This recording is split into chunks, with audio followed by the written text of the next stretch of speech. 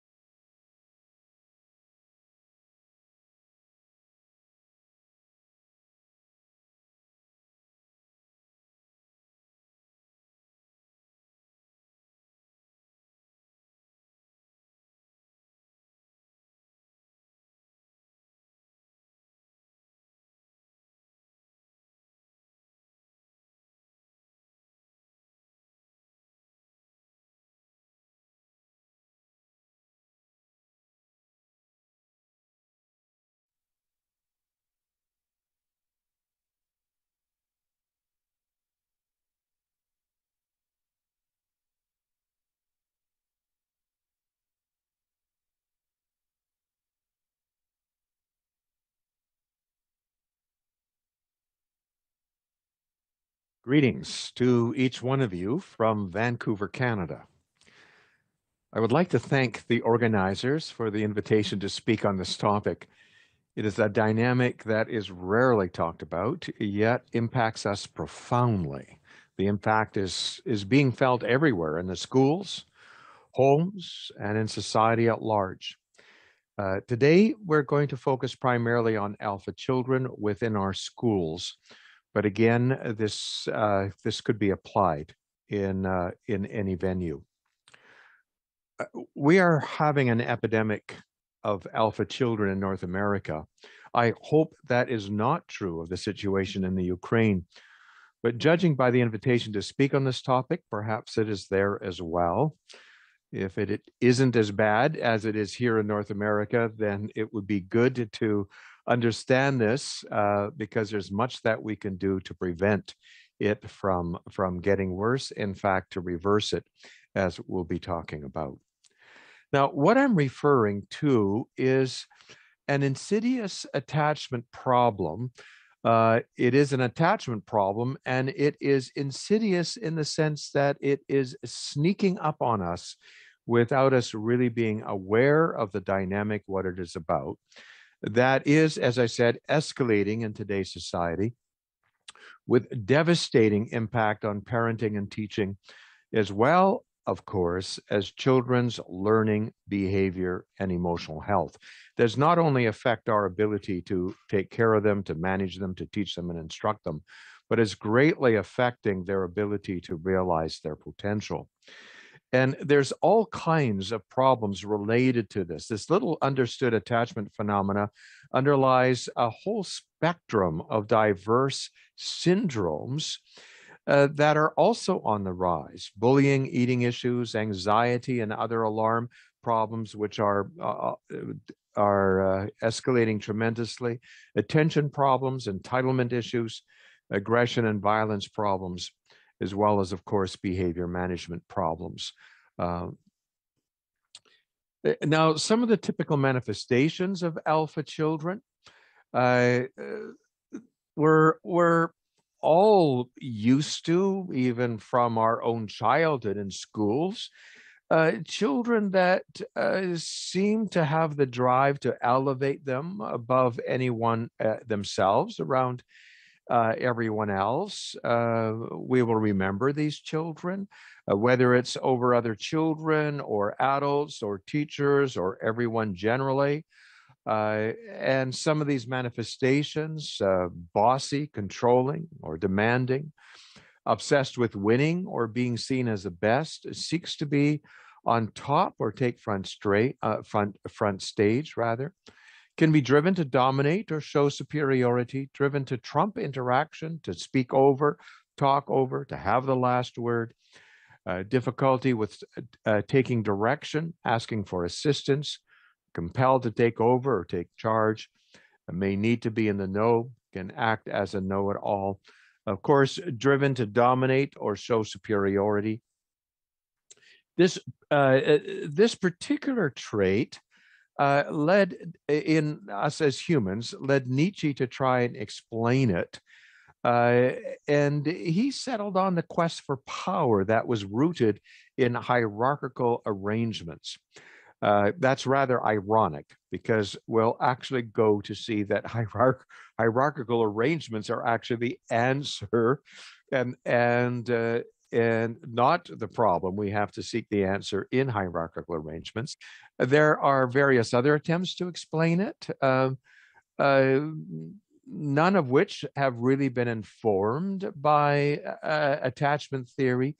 When we look through the lens of attachment, we see something very, very basic. Now, if we weren't to look through the lens of attachment, it would seem to be a personality thing, that some people or some children are just like this. Parents often talk about this child being just like this, or teachers talk about, he's a bossy child, a demanding, he always has to win, to dominate, be on top, and so on. So what is going on? Well, what this seminar talk will be about is that at the root of this issue is something that we don't have a good name for. I will call it displacement instincts or alpha displacement instincts or alpha instincts. And I'll try to explain it. I believe at the very root of it, at the very essence of it, is this primitive displacement instincts that is not so much a part of the nature of any child. It can be characteristic of a child, but it is a part of the nature of all mammals. It is part of the attachment repertoire that diverse set of instincts. And these instincts are at the very core of it. Whether we displace with the eyes, with our voice, with the body, who's most attractive, who's at the top, whether we displace in conversation, in knowledge, and being the expert and being the one in the know, whether it is who gets to be, the most important, to matter the most. This displacement is manifest in all aspects of life, from religion to politics, to our interaction with each other, of course, our sexual interaction. And as I said, this displacement is part of our attachment nature. All mammals have these instincts. Those who work with horses are very, very familiar with these, of course. This is a huge issue in training. Those who work with dogs are very familiar with these issues, but we have a huge blind spot when it comes to humans. Let me tell you just a brief story to give you a picture of these displacement instincts at their very core, at the very root, at the very essence. We had a wonderful cat in our home, had been with us for quite some time. Her name was Kelly. She was an older cat who was definitely alpha over our dog. Also a wonderful dog, much bigger, 10 times bigger than the cat, but the cat definitely displaced the dog. Even his food dish on the stairs would displace him in every which way possible, except when they were in play. When they were in play, it actually reversed, and the dog in play would be the alpha, and the cat would be submissive and receptive. Very interesting that they reverse this in play. Well, we took in a little kitten, a barn kitten. And that barn kitten had probably been traumatized, pause, and expected it to take a step back. Tequila didn't take a step back. Tequila took a step forward. Kelly was now with claws out, hit again, hissed again, attempted to keep this cat from this little kitten from displacing her, made a huge show of dominance, of elevation. Tequila, for whatever reason, took another step forward into Kelly's space. Kelly, at this point, was forced to take a step back by this little kitten and then turned to run. Well, from then on, Tequila took every spot that she sniffed Kelly's smells, would move to dominate, would move to elevate, began to take over for me. If I moved from my office chair, would move on the alpha chair, tried to when I woke up in the morning, to sit on top of me, tried to displace all the animals in the house and move on top. Displacement at its very essence. Now, this was an alpha kitten, and here's the problem. It's one thing to be an adult and alpha. It's another thing to be a kitten, a pup, a child and alpha, because it interferes. What we'll look at is the whole ability to take care of them, to manage them, and for them to realize their own potential. So the point here again is that these displacement instincts are core basic instincts in our attachment repertoire They're not particularly, it's not that any individual, it's part of their nature, it's part of our mammalian nature. If they are elevated in a particular individual, in tequila, there will be a reason.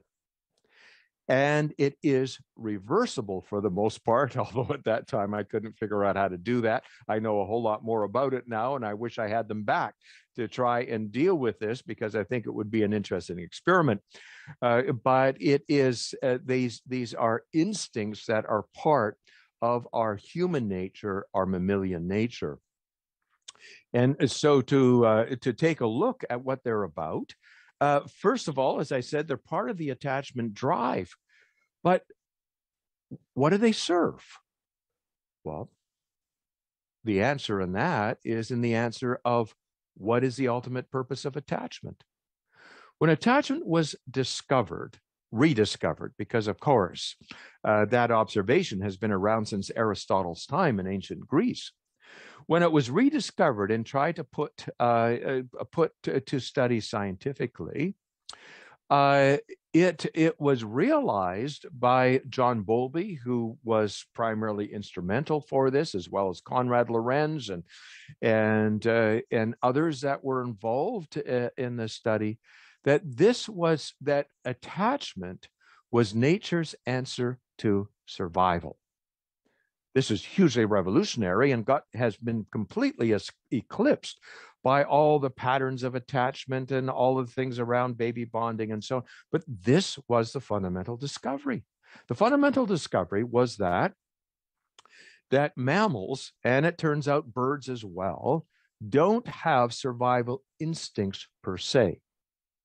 That was replaced in evolution by a very strong drive for proximity. Nature's answer to survival was that if we flock together, if we are driven to togetherness, and there is the attachment instinct includes that instinct to care for, that nature could take care of us by getting us to take care of each other. And that's the bottom line. So when there's an atrocity, where there's an earthquake, there's a fire, there's danger, we're not all running for safety. We're busy running towards our attachments. Where's mommy? Where's daddy? Where's my wife? And we will go through danger to get to proximity. So that explains a lot of things. That is, that attachment is the drive. Survival is still the need, but attachment is the drive and nature's answer to this. Now, if nature's answer is attachment, then is that it is in togetherness that survival is served. And then the ultimate purpose of attachment, therefore, is to take care of each other. From that, we see that if that is so, that the purpose is to take charge of the care, especially of one's dependents, that this is the underlying rationalization, the underlying purpose for the hierarchical structure of attachment. And that's exactly what Bowlby had discovered. It wasn't politically correct. He admits he downplayed it because nobody wanted to hear that there was an inherent hierarchical structure in the very basic needs and drives, the very basic drive of humans.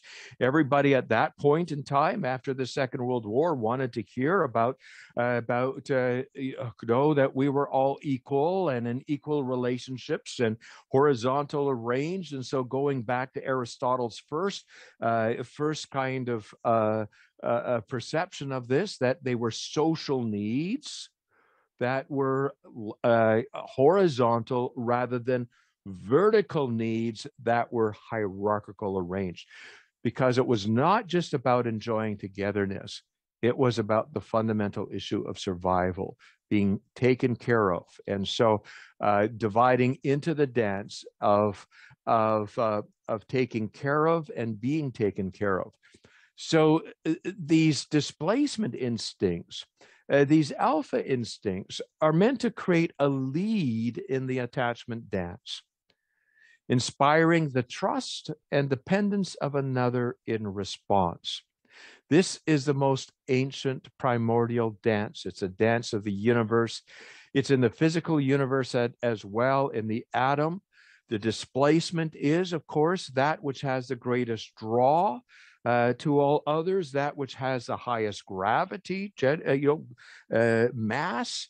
And so the displacement in mass, the draw of gravity. And so the nucleus of the atom holds on to the atoms, taking care of them and creating a unit, so to speak, the solar system, the sun, with the greatest mass, gravity, draw. And so you have the displacement there leading to the taking care of those. It is the pattern of the universe. It is the archetypal arrangement of all living and non-living things. It is the first issue in the jungle when animals meet.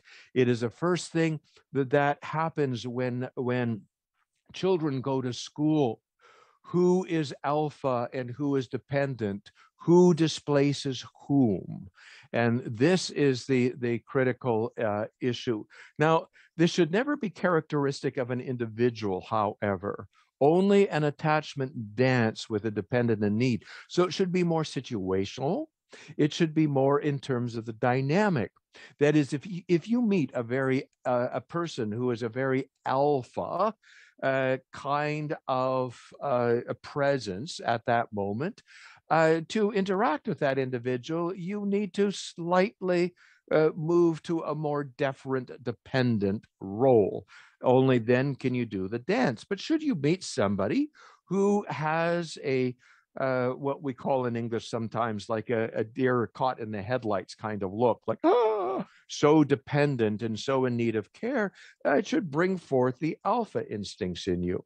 The same would be true even of a 2-year-old.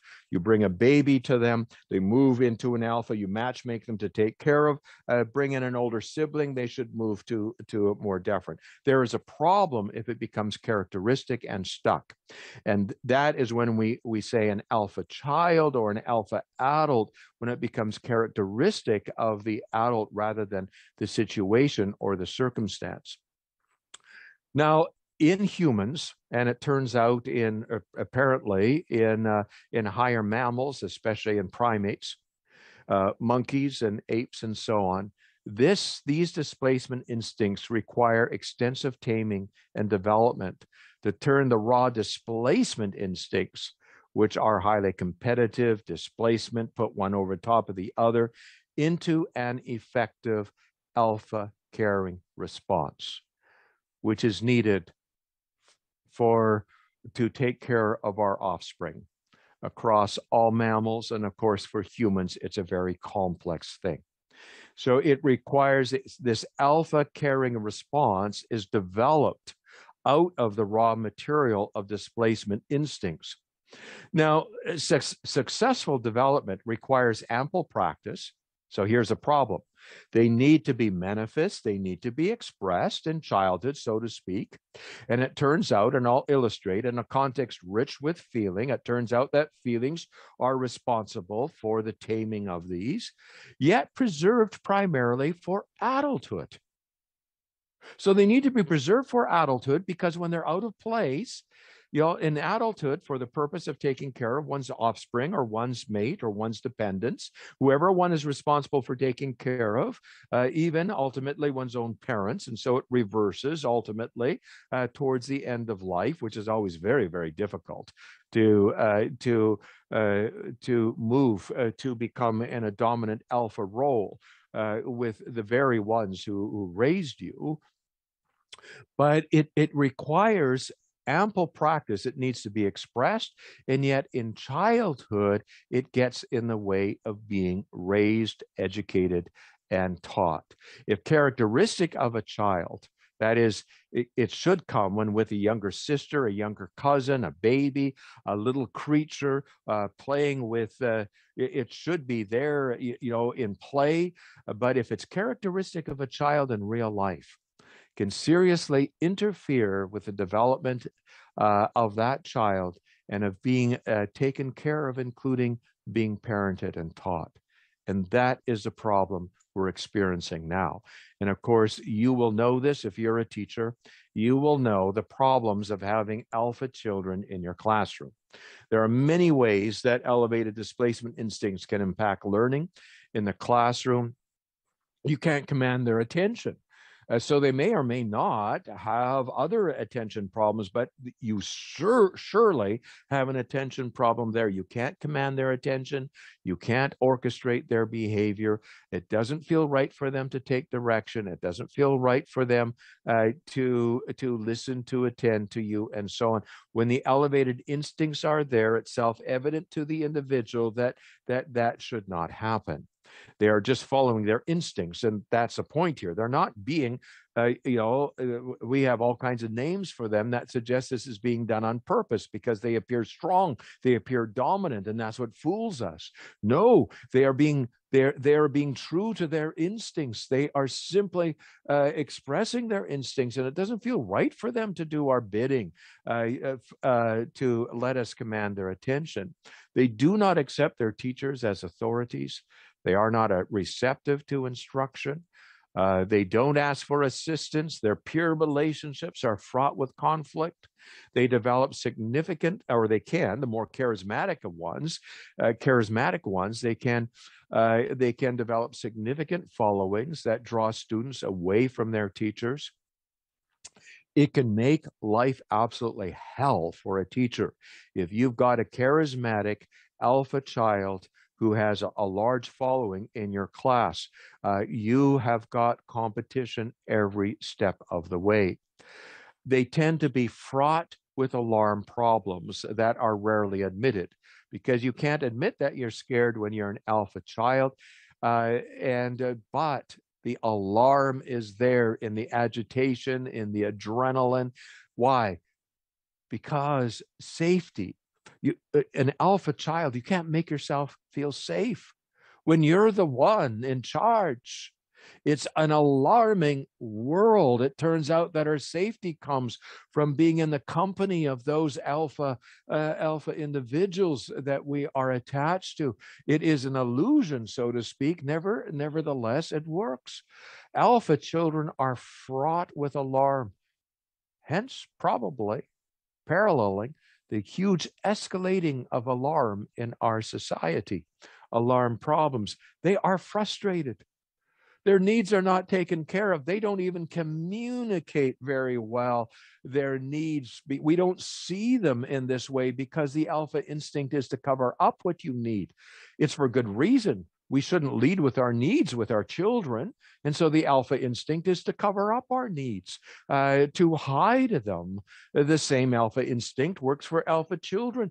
This doesn't work for them. They are very frustrated. They're frustrated when they have to comply. They are frustrated when they are in charge, and they're frustrated when their alpha instincts are thwarted. They're frustrated no matter what. And so we have all kinds of increase in attacking energy, aggression problems, even impulses, self-attack problems, suicide, and so on. And they are not very adaptive. Now, adaptation requires a sense that a phrase we have in English is that you cry uncle, that you say, I give. Now, it's not in one's alpha instincts to give up. It's not in one's alpha instincts to admit that one is up against something that one cannot control. Now, there's lots of things we cannot control. We're not in control of other people's decisions. We can't control their invitation to us to exist in their presence. We can't control time. The most important things in the world we cannot control. And it means coming up against those things, saying, oh my goodness, I can't dominate that. I can't control that. If you look at the story of Pippi Longstocking, if you're familiar with this, and all those wonderful stories about Alpha and that she's in control of every element in the universe, even how numbers come together.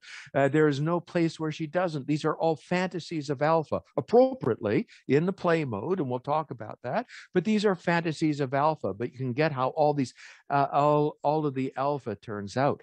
And so, one, there needs to be some sense of coming up against that which one cannot control. So you need to feel the futility of control. Second, you need to feel some comfort. Is to take some comfort, and so that you can have your tears of futility about what you cannot change. As well, as you probably are quite familiar with, Alpha adults and Alpha children cannot do this, that they do not receive care very easily. It's very difficult to provide the comfort necessary. And so if they have a learning disability, if they're not learning to read properly, they've got difficulties. They're not going to ask for assistance. They don't experience their futility. Their brain is not plastic, and so they're stuck in whatever problems there are. Highly Alpha, so they appear in charge, dominating, strong, and they give this illusion. There is this illusion when you're in the Alpha mode, which you should. When we are in our Alpha place, there is the illusion that we are without need. This is because the instinct is to tuck in our needs so they don't lead. Somebody isn't taking care of us. Now we're having to take care of somebody else. But when it's in a child, it is out of place. It is totally out of place. So what is the basic story here? What is the story? Well, if we take our cues from traditional societies, as well as from primates and higher mammals, what is supposed to happen, it would appear, is that the raw displacement instincts are to be contained within the context of play during childhood. They need to be expressed, but play is one step removed from real life. It's not real. That's what is meant by play, not real. It's not outcome based. And so it is a break from reality. And so contained within play during childhood so that it can be expressed, but not manifest and get in the way of being parented or taught. Where these instincts can also serve as the raw material to develop into an alpha caring response in preparation for adult responsibilities. In other words, play becomes the womb, the gestation medium of the alpha caring response, where these raw displacement instincts are refined and developed for later use as adults to take care of our dependents. So if you go, for instance, I've enjoyed in some of my courses on play, going and studying the alpha play, both in mammals and primates. And it actually turns out, and I'm using this bubble here for play, one step removed, the bubble of play out of real life. I'll use these figures of play just to bring it a playful figure. So in the play mode, it turns out that alpha play is considered to be the most common form of play for all mammal offspring. Many get it wrong. They think it is mock aggression. No, if you look at it, it's not mock aggression at all.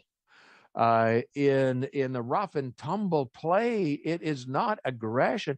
It is alpha play coming out on top. Our cats would have this, our puppies would alpha play by the hours and hours. It's the most common form of play for all mammal offspring. Now, the more complex the creature, it turns out, the more they must play for healthy development to occur and alpha instincts to be tamed.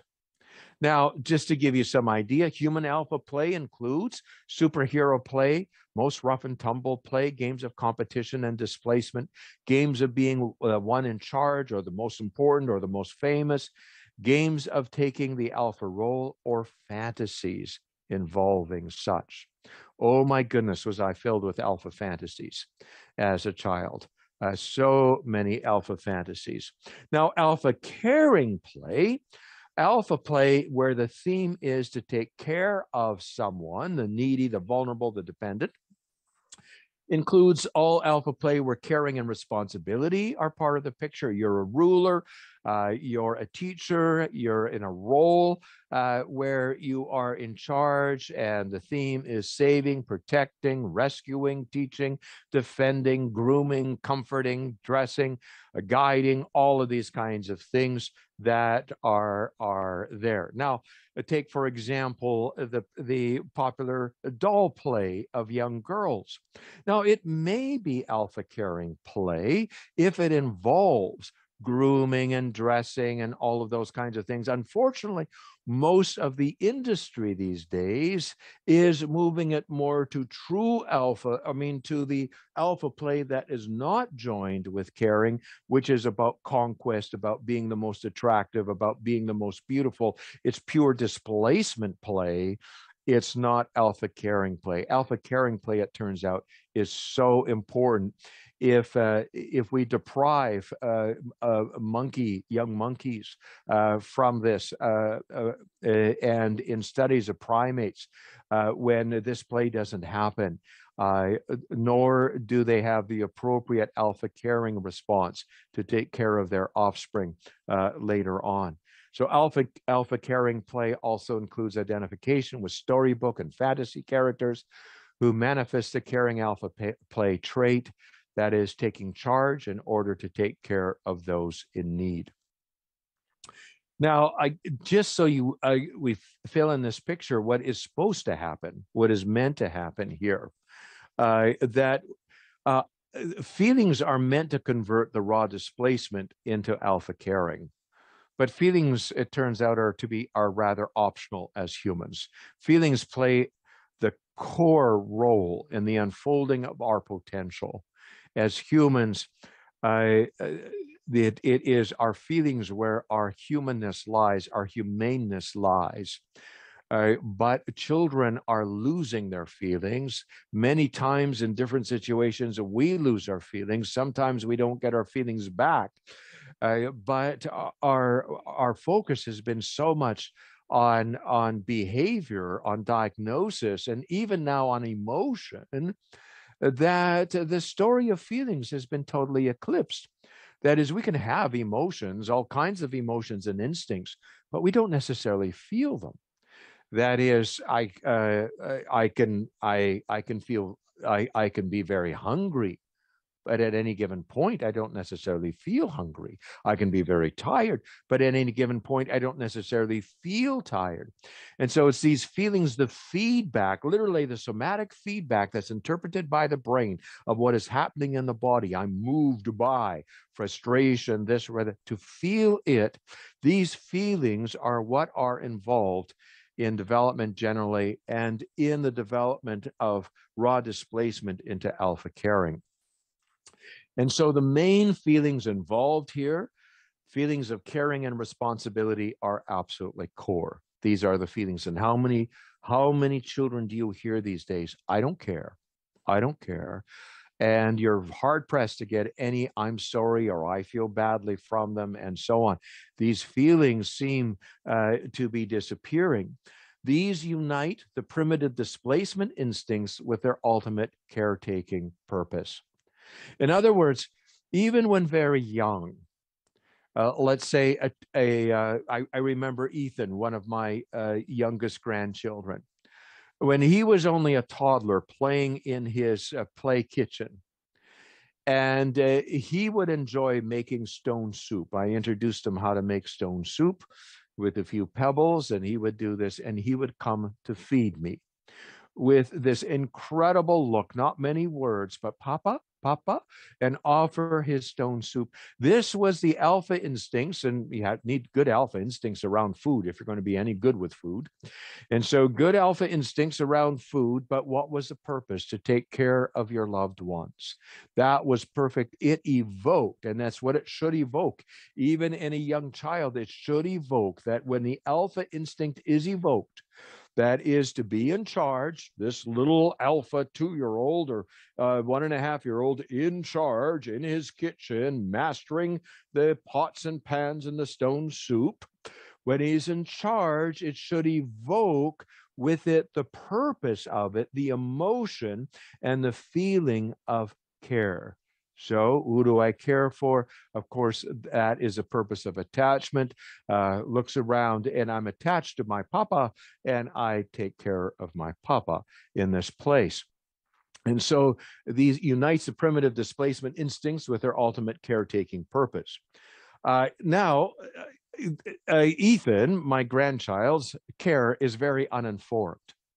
You know, if you put a baby into a 2-year-old's lap and said, "Oh, they're so lucky to have you as a big brother," and you match made for the alpha and the pendant so that he sensed that he was the answer to the other, which is always the, I'm the answer to the other, the best way of experiencing this, the answer to their care, the answer to the survival. The 2-year-old could go and proceed to try and take care of the baby, but the taking care of the baby is completely uninformed. And we couldn't trust that care, of course, because it's not conformed. What needs to happen? Well, years and years of feeling conflicted. You feel conflicted. Part of me feels this, part of me feels that. These are my needs, but this is your feelings. You have these needs and so on. And so you feel conflicted. When you feel conflicted, you're able to consider the needs of others at the same time as what is happening to you. Now, you know a lot of adults who have never developed this, and if you look closer, you'll notice they don't feel conflicted. They don't say part of me feels this way and part of me feels that way. Even though they can have conflicting elements inside, they don't feel conflicted. So this is necessary to make caring effective. Well, when should it start developing? It turns out that it should begin about 5 to 7 years of age, but will only happen if conditions are conducive. So we have many adults these days who are both missing their feelings of caring and responsibility, and they don't feel conflicted. Now, this should only be a developmental lapse of several years to where the 6-year-old can take care of the younger brother, younger cousin, baby, and you could trust them in the care because they can consider the needs. And that would be the alpha instincts and the right purpose. And the other feeling that is there, the feeling of controlling and dominating. When you're up against the thing that you cannot control, up against the situations and circumstances that you cannot control, you need to feel that futility. It's a feeling of futility which often moves the young child to sadness, to tears of futility. And that plays a huge role in softening and pruning the displacement instincts to where they become sensitive to context and in the service of caring and community. When you're dealing with alpha children, especially on the very end of the spectrum, where that alpha is manifested in a bullying or in narcissism, you will see it devoid of any tears of futility. What is missing is they do not feel the sadness when up against the things that they cannot control. It is missing. So this is what should happen. And the medium for this is true play. Play serves a huge function in development. We're discovering in the new science of play. It really is the greenhouse of development, but it is where development continues to happen. The more complex the creature, the more it's necessary for these raw displacement instincts to be developed into their mature form, the alpha caring response.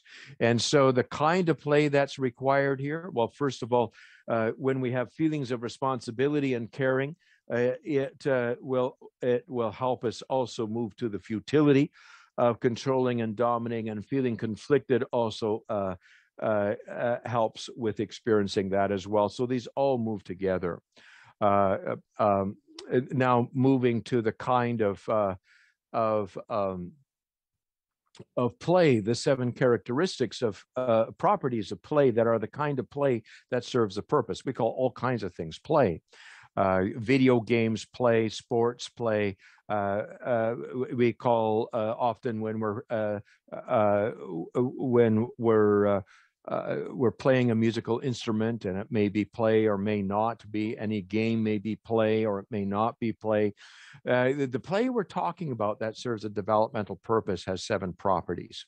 It is always ultimately engaging, but it is not work. What do we mean? It's not outcome based. The engagement is in the activity. So if a child is playing marbles and it is for the activity itself, or playing a sport game or a game that you're playing as a family, and it's for the activity itself, it's the activity that engages instead of just to win. It's not the outcome that is the highest motivating factor. Of course, all our games have outcomes, but if it is only for the outcome, the child would not play unless there was a chance of winning. Then it is work-based. We can play an instrument, practicing for a recital to impress others. That's not the kind of play that we're talking about here. It's play for play's sake. So the engagement has to be in the activity. It's not for real. There is a bubble. I have the parenthesis here for a bubble. It's contained. And in reality, in other mammals, we have play signals, and in humans as well, a little play signal for humans, often a little bit of silliness or whatever that brings us into the play bubble. We also have to know to exit. There is a beginning and an end where it's not for real. So you may see 2 sisters in real life who are playing at being sisters. Now, while they're playing at being sisters, they can argue, scream at each other, have conflict. Mom and dad may hear this, not see the context, say, come on, girls, get along. Stop your yelling at each other. They will retort absolutely intuitively. It's okay. We're only playing. In other words, it doesn't count for real, which is the whole point. The whole point is these alpha instincts can be manifest in play, competition, who's the king of the castle, all of these things, they can be manifest in all kinds of ways. It doesn't count for real. The problem with alpha children is that it's being manifest in real life, interfering with our ability to raise them, teach them, and interfering with their ability to realize their own potential. That is the essence of the problem. True play is expressive, not stimulating, expressive in nature. In other words, something has to come from inside out. Most of the activity, most video games are outcome-based. Most entertainment is stimulation-based. So it doesn't count as true play because it must be expressive from inside out. Nobody can be made to play, so the will is preserved. So there's a sense of agency. This is hugely important in its effect. And it is all play makes us feel safe. If we're wounded, it's not play for us anymore. And so play gives us the sense of safety. When we can draw somebody into play, like when you think of the Italian Holocaust movie, A Beautiful Life, when the father was able to draw the child into play, and he played all day where the father was working in danger all around, the child feels safe and can do things that otherwise they could not do because there's parameters around that, a beginning and an end. And so the safety is there. Well, this is the perfect womb, the perfect gestational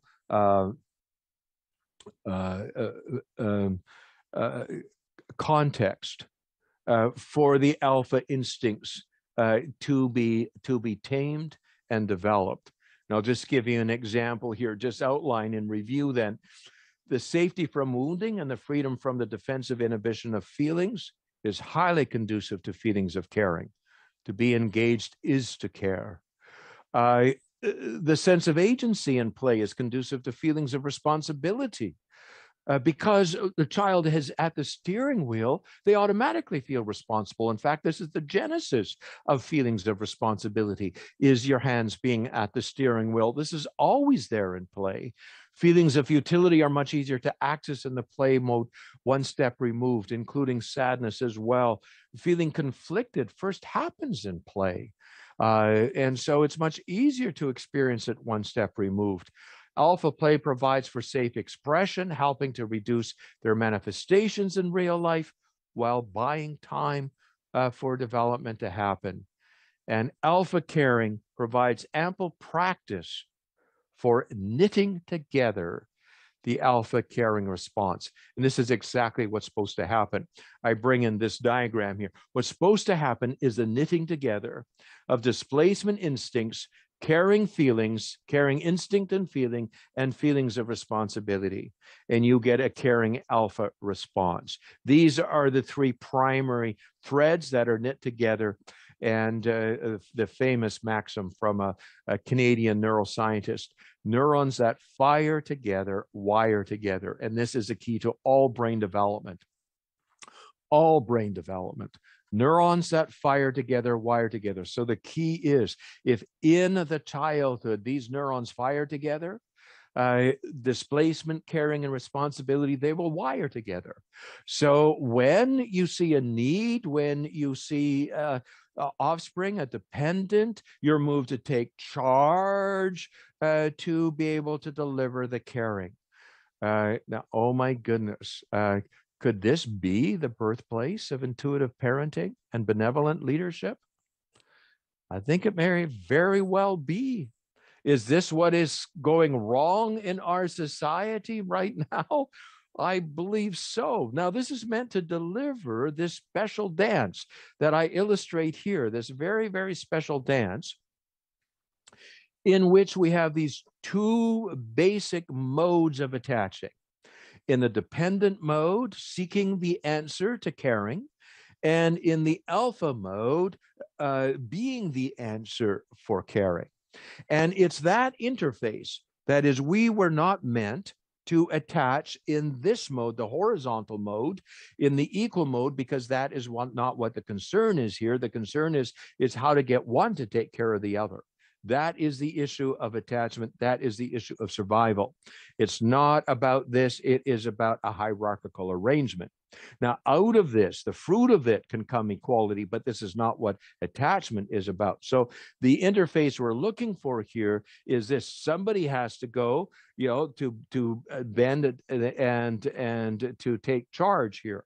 Now, on the dependent instinct side, we got all of this in this mode, seeking mode, to seek, and I've called it seeking care, to get one's bearings, to get one's orientation, to follow orders, to seek assistance, to look up to belong, to follow. It's all in this mode, to wait for orders, guidance, basically all aspects of care, instruction, and so on. Now, when in this mode you sense the answer has to be in this demeanor. It's the providing care is very much presenting. It is a very strong alpha presence. When you feel your alpha instincts, when you allow them to fill up in you, your demeanor changes, your attitude changes, your voice changes, and so on, and you provide the care to be exactly the answer, to orient and inform, to protect and defend, to guide and direct, to look out for, to possess. And this will only be as informed, of course, as the capacity for consideration has developed. And so if there is a strong alpha presence that is carried into, be it a 14-year-old new mother with a little baby, a strong alpha presence inspires the dependence, the looking up to. I found my answer. I found my answer. The answer to survival, the answer to care, to provide that answer to this. Now, this is the basic arrangement of attachment. We can idealize the social as Aristotle did, that it is social, but no, as Bowlby said, it's hierarchical. This is the core nature. It may not be politically correct. It may not be what we want it to be, but it is that way, and it serves survival. You can even bring two kindergarten children together. In Canada, we call a kindergarten the year or 2 years before school, but you bring before grade 1, 6, so you can bring 5 or 4-year-olds together. And when they start playing spontaneously, we in Canada were very concerned about equality. And so we have this idea that if we could bring them, in round tables, so to speak, like the Knights of the Round Table, if we can bring them around a round table where they're all equal and get them to practice interacting with each other, they will spontaneously develop egalitarian values and so on. And this is this idea can, as soon as you see 5-year-olds spontaneously interacting in play, they move automatically to games of hierarchy. Who's the boss? Who's the ruler? Who's the king? Who's the servant? Who's the owner? Who's the pet? Everything is about hierarchy. Why? Because that's how attachment is arranged. That is how it works. This is what the dance is. If you see 2 identical twins, and they begin to attach to each other, you will see a very strange thing happening, is that one twin will begin to move characteristically to dominate the other. The other will have to move to be more receptive, submissive to the other. And this can form a alpha personality and a dependent personality that can be with them for the rest of life, not just for the twins' relationship. Sometimes it is simply contained to that relationship. But you see the problem there. The problem of this, in fact, the difficulty when they begin to revolve around each other.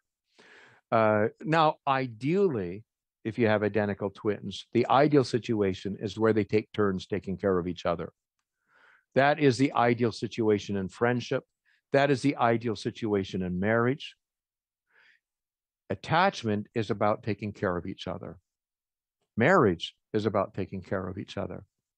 That's a whole justification from a natural point of view. It's to take care of each other. And it could be judged by how well that happens. Now, how well that is going to happen is going to depend upon when one moves to take charge, to take care of the other moves in the receptive mode so the dance could happen. This needs to be reciprocal. Yes, in some cultures, they put it in the, the male or the female, but no, this is only a cultural thing. From a natural point of view, it would be that it's reciprocal. Now, you all know the problems when you have 2 alphas in a marriage, right? 2 alpha partners. You know the difficulty when you go for a drive. There's only one set, only one steering wheel, yet both are driving the car. Both are giving instructions. This doesn't work. It's only set for one to drive at a time, the other to be the passenger. We call it backseat driving, of course. Or 2 alphas going out for a walk. How do you have 2 leads? Never mind dancing and sex. All of these things are meant to be a lead and a follow, a lead and a follow. And this is the basic dance of life, of the universe. A lead and a follow. Why? To take care of each other. And school is involved in taking care and raising the young in our society, in our civilization, which then becomes basically a dance, not of pedagogy or curriculum or anything else. If the children are not inspired by strong alpha leads, and we'll get to that in the second part of the session, the practical kinds of things, if they don't move to attend to depend upon and so on, we don't have a context with a bit more of untamed alpha. All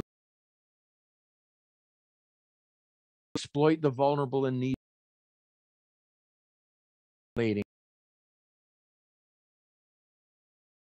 We had maybe one a dynamic identify with alpha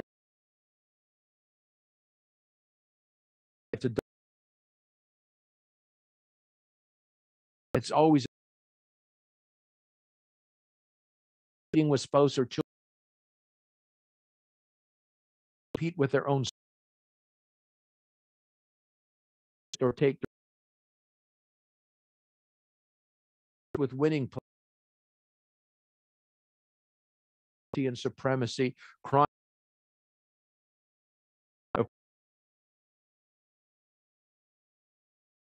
imperialism, colonial.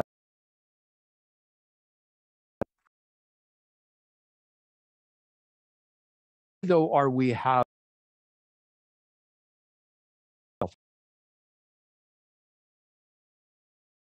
factors that lift society. Reasons are generating alpha children. It's a perfect emotional storm for this, and I'll go over some of the factors briefly. Secondly, our children are losing their play. This is being well documented by the new science that in recent years, along with video games, the organization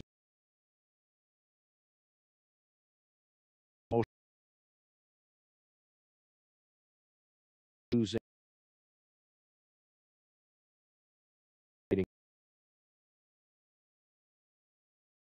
feelings. I system without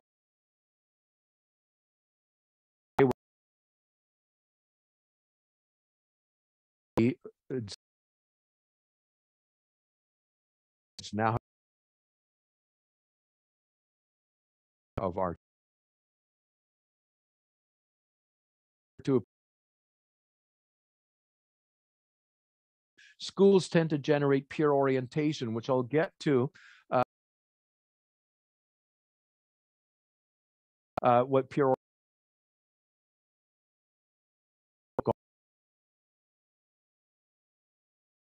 both you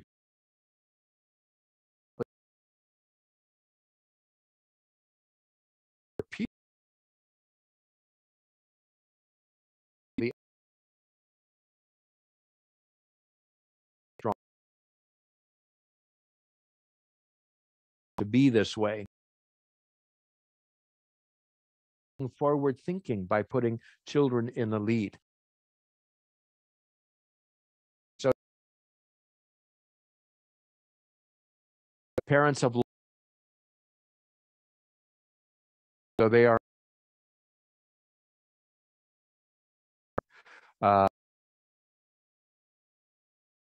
and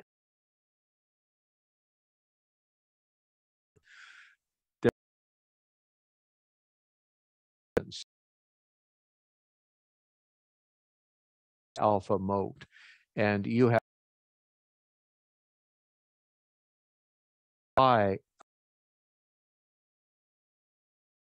inappropriate methods that make it unsafe to depend. Dependent mode is that it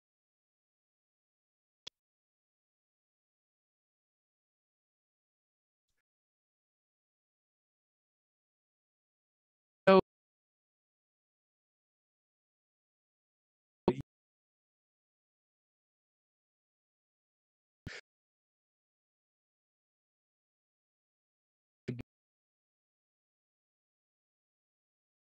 wake are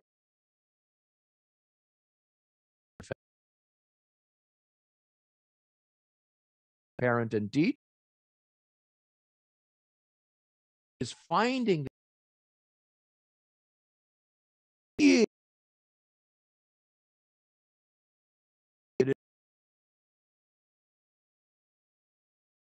is being not having the answer.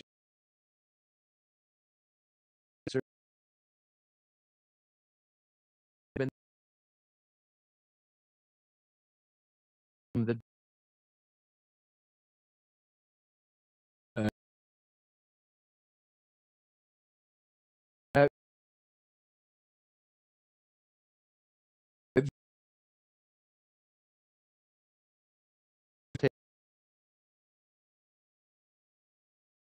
children.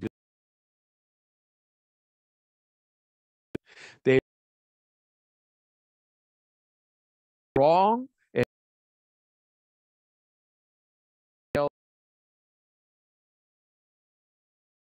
dominant and maybe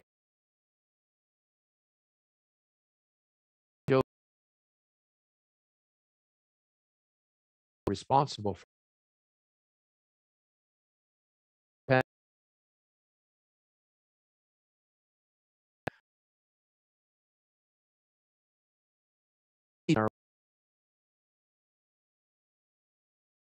We have our children are losing their play, especially instinct and a it doesn't demand anything, so it's easily replaced. It's not like attachment. We used to protect, doesn't protect it anymore. Different has become organized and outcome based games that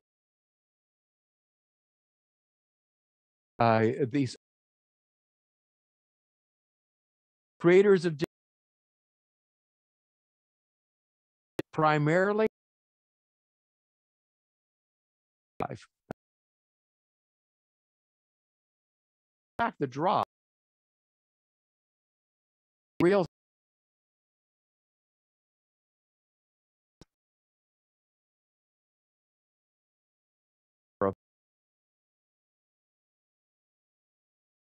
when they're personalized. So now we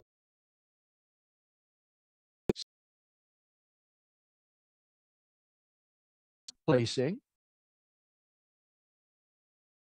easy. Now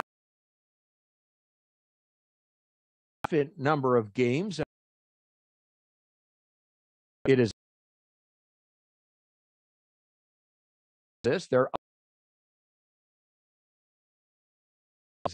is that it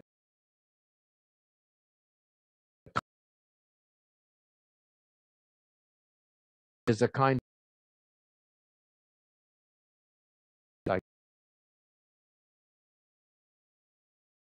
is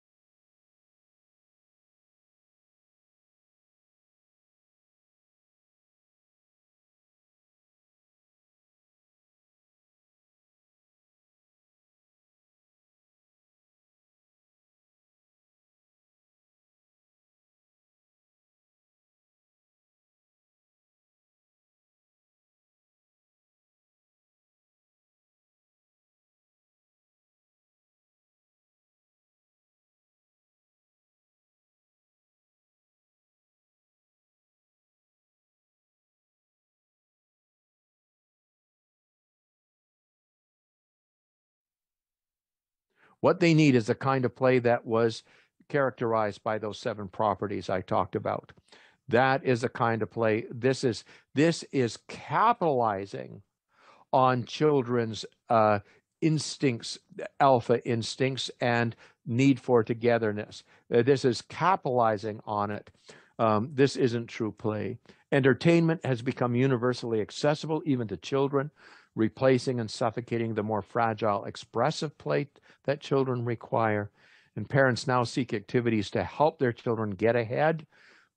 Parents are so obsessed with their own children getting ahead at the expense of the play children truly need to get ahead developmentally. And schools are becoming more outcome driven. They're required for healthy development to occur, which is, according to some, the secret of the Finnish school system.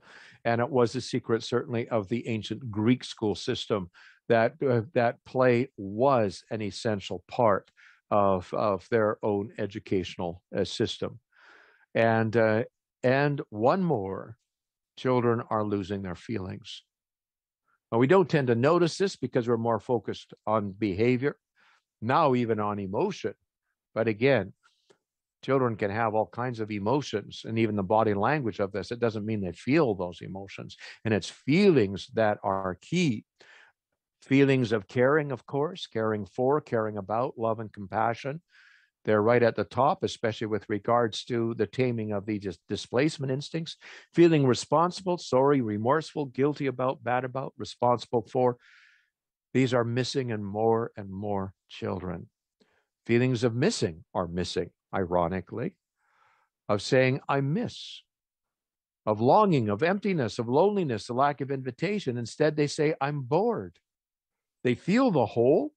Boredom in English connotes a whole. They feel the whole, but they don't feel what the whole is about. It's attachment holes that we feel.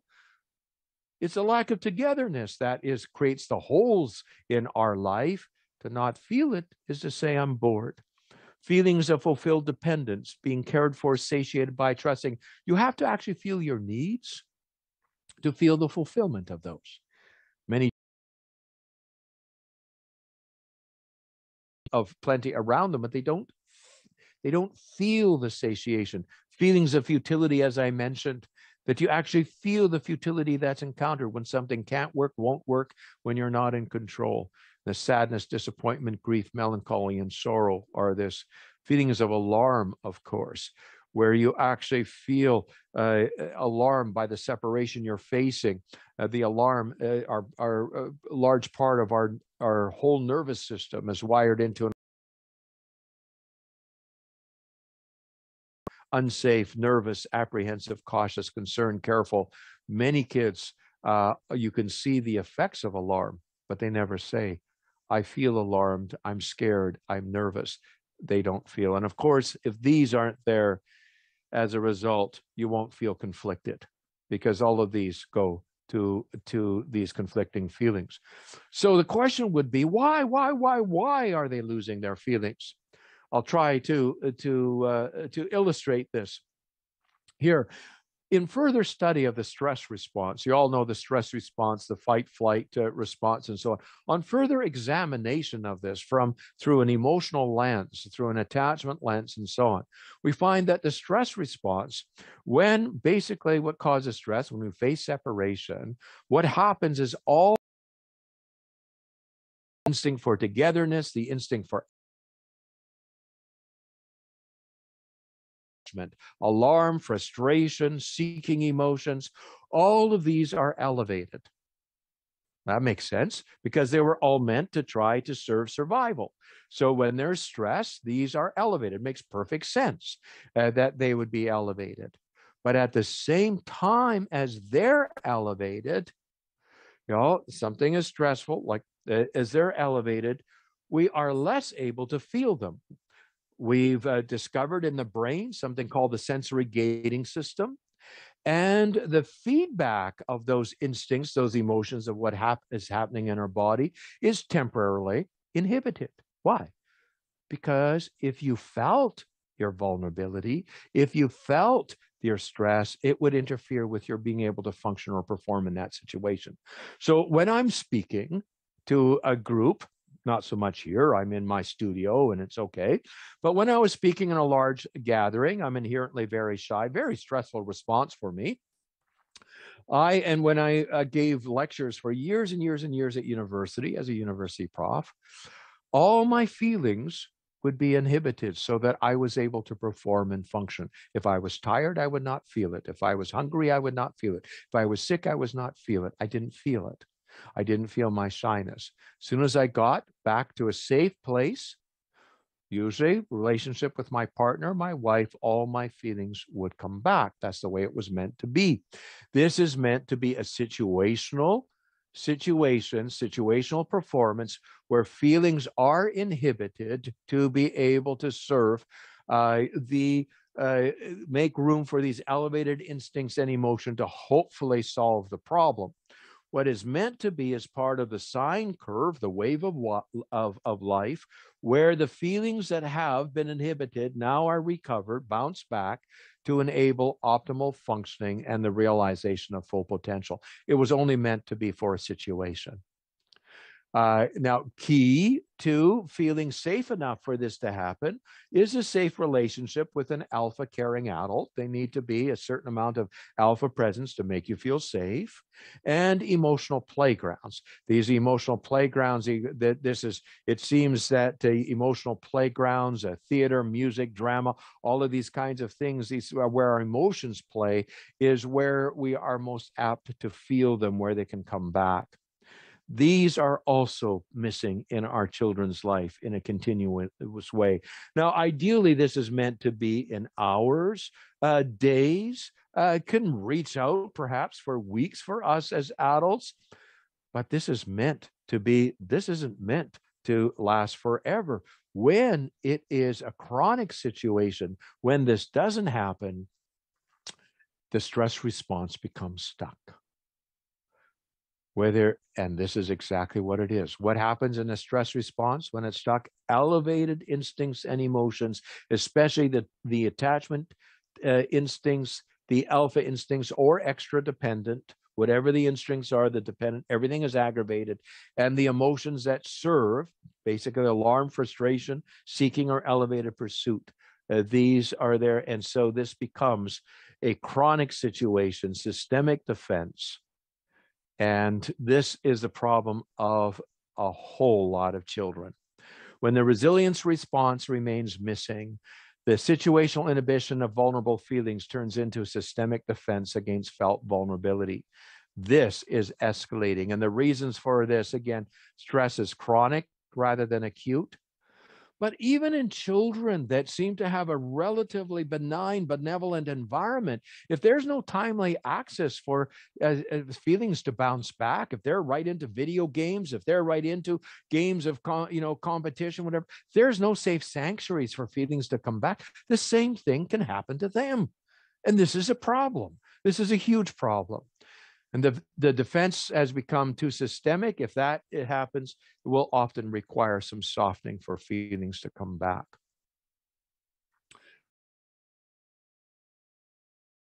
Playgrounds are more and more missing, and they were meant to provide softening and safe sanctuary for feelings. When emotions are at play, whether it be in music, in theater, drawing, when emotions are in play in stories and writing stories and creating these things, the emotions are not at work, and so feelings are reversed. Play is safe, so feelings won't get hurt. The emotions are freer to move, and so more likely to be felt and identified. In other words, nature has given us play and culture, these emotional playgrounds, to take care of these feelings. Emotions are easier to feel when one step removed from real life. Words or their lack do not get in the way. This is wonderful because many children do not put any words to these things. The feelings specifically involved in strengthening the self, which is the sadness and so on, are much easier to access. And so emotional playgrounds are getting lost, as well as, of course, shielding relationships for children. Now, the other sanctuary for feeling, as we mentioned, is safe relationships. Now, what does a safe relationship do? Well, when a child is strongly attached to an alpha caring adult and emotion is involved, when I gave my heart to my grade 1 teacher, when I gave my heart to my mother, when I'm attached at the heart, what that person thinks of me matters more than what others do. So it will protect me from abuse, trauma, wounding, anything that is happening outside of that relationship. 90,000 adolescents were involved in one of a longitudinal study that I mentioned in my book, Hold On to Your Kids, longitudinal study of adolescent health in the United States, finding that the one factor that was most significant in reducing risk behavior and emotional health and well-being and all of those things that have to do with what we the unfolding realization of potential was a warm, caring, a strong emotional connection with a caring adult. And this is even in adolescence. Why? Because it shields from all of the other things that are going around. It's a place where we can feel. Every child needs that sanctuary. Our children are losing that. First of all, we must have the hearts of those which we shield and protect. This is an attachment, a bottom-up arrangement. They need to be attached to us for us to be able to shield them. It's not enough for us to love them. They need to be attached to us. Now, this is where peer orientation comes in. And I'll just introduce this briefly here in terms of peer orientation. As I said, I wrote a book about it. There's so many different facets of it. What we mean by peer orientation is when children start revolving around each other, taking their cues from each other as to how to act, what to do, how to talk, what to wear, how to express oneself, what is valued, what is expected, what is right, and what is wrong. Why? This is not a hierarchical arrangement. This is not an arrangement of care. This person is not caring for this person. This is not where care is meant to happen. Now, it can happen. Children can be saved by their peers if they come from a family where abuse is happening. Yes, it can happen. It wasn't meant to be this way, so it should be the exception. So the competing nature of most peer attachments today, when you can't be close to both peers and adults simultaneously. The problem is not that you have peer attachments. The problem is when they compete with the adults that are meant to take care of you, including your teachers, your daycare providers, your parents, your grandparents, your uncles and aunts, all the adults who are meant to be that part of that village.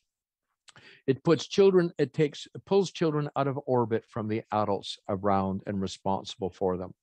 Now, this is a problem. This is a problem with the competing attachment. Can be in children of divorce. Can be the parent that they are not in custody with, or in adoption can be the biological parent. There's all kinds of competing attachments that can happen, but peer orientation is rampant in our society and in our schools. And just to list the problems with this, first of all, it does not serve survival. Children were not meant to take care of each other. It's like identical twins revolving around each other. That will interfere with the parent's ability to raise them. It destroys the natural context for raising and educating children. As I said, it robs adults of the power they need to parent, teach, and treat, because that comes from attachment. The more peers matter, the more separation to be faced, resulting in escalating insecurity and wounding. There's no safety in this. They're more wounded. It robs children of the shielding and protection they need to live in a wounding world. It breeds alpha children. Nature doesn't know what to do. It doesn't know what to do when there's equals, just like identical twins. It doesn't know what to do, so it raises one above the other. So we have the greatest rate of gang formation now in Canada, a nation that's supposed to be equality and diversity. and we've got gang formation happening. Why? Because this is what happens. It is what happens when we don't take care that every child is attached to alpha adults who care. We don't take care of the hierarchical arrangements. What happens is that nature breeds alpha children inadvertently. Fuels a preoccupation with digital devices, of course. As soon as you're preoccupied with your peers, then you convert digital devices into devices of interaction, and social media becomes a preoccupation. Is not conducive to feeling, as the vulnerability is too much to bear. So children lose their feelings, they lose their play, and now the alpha displacement instincts are raw.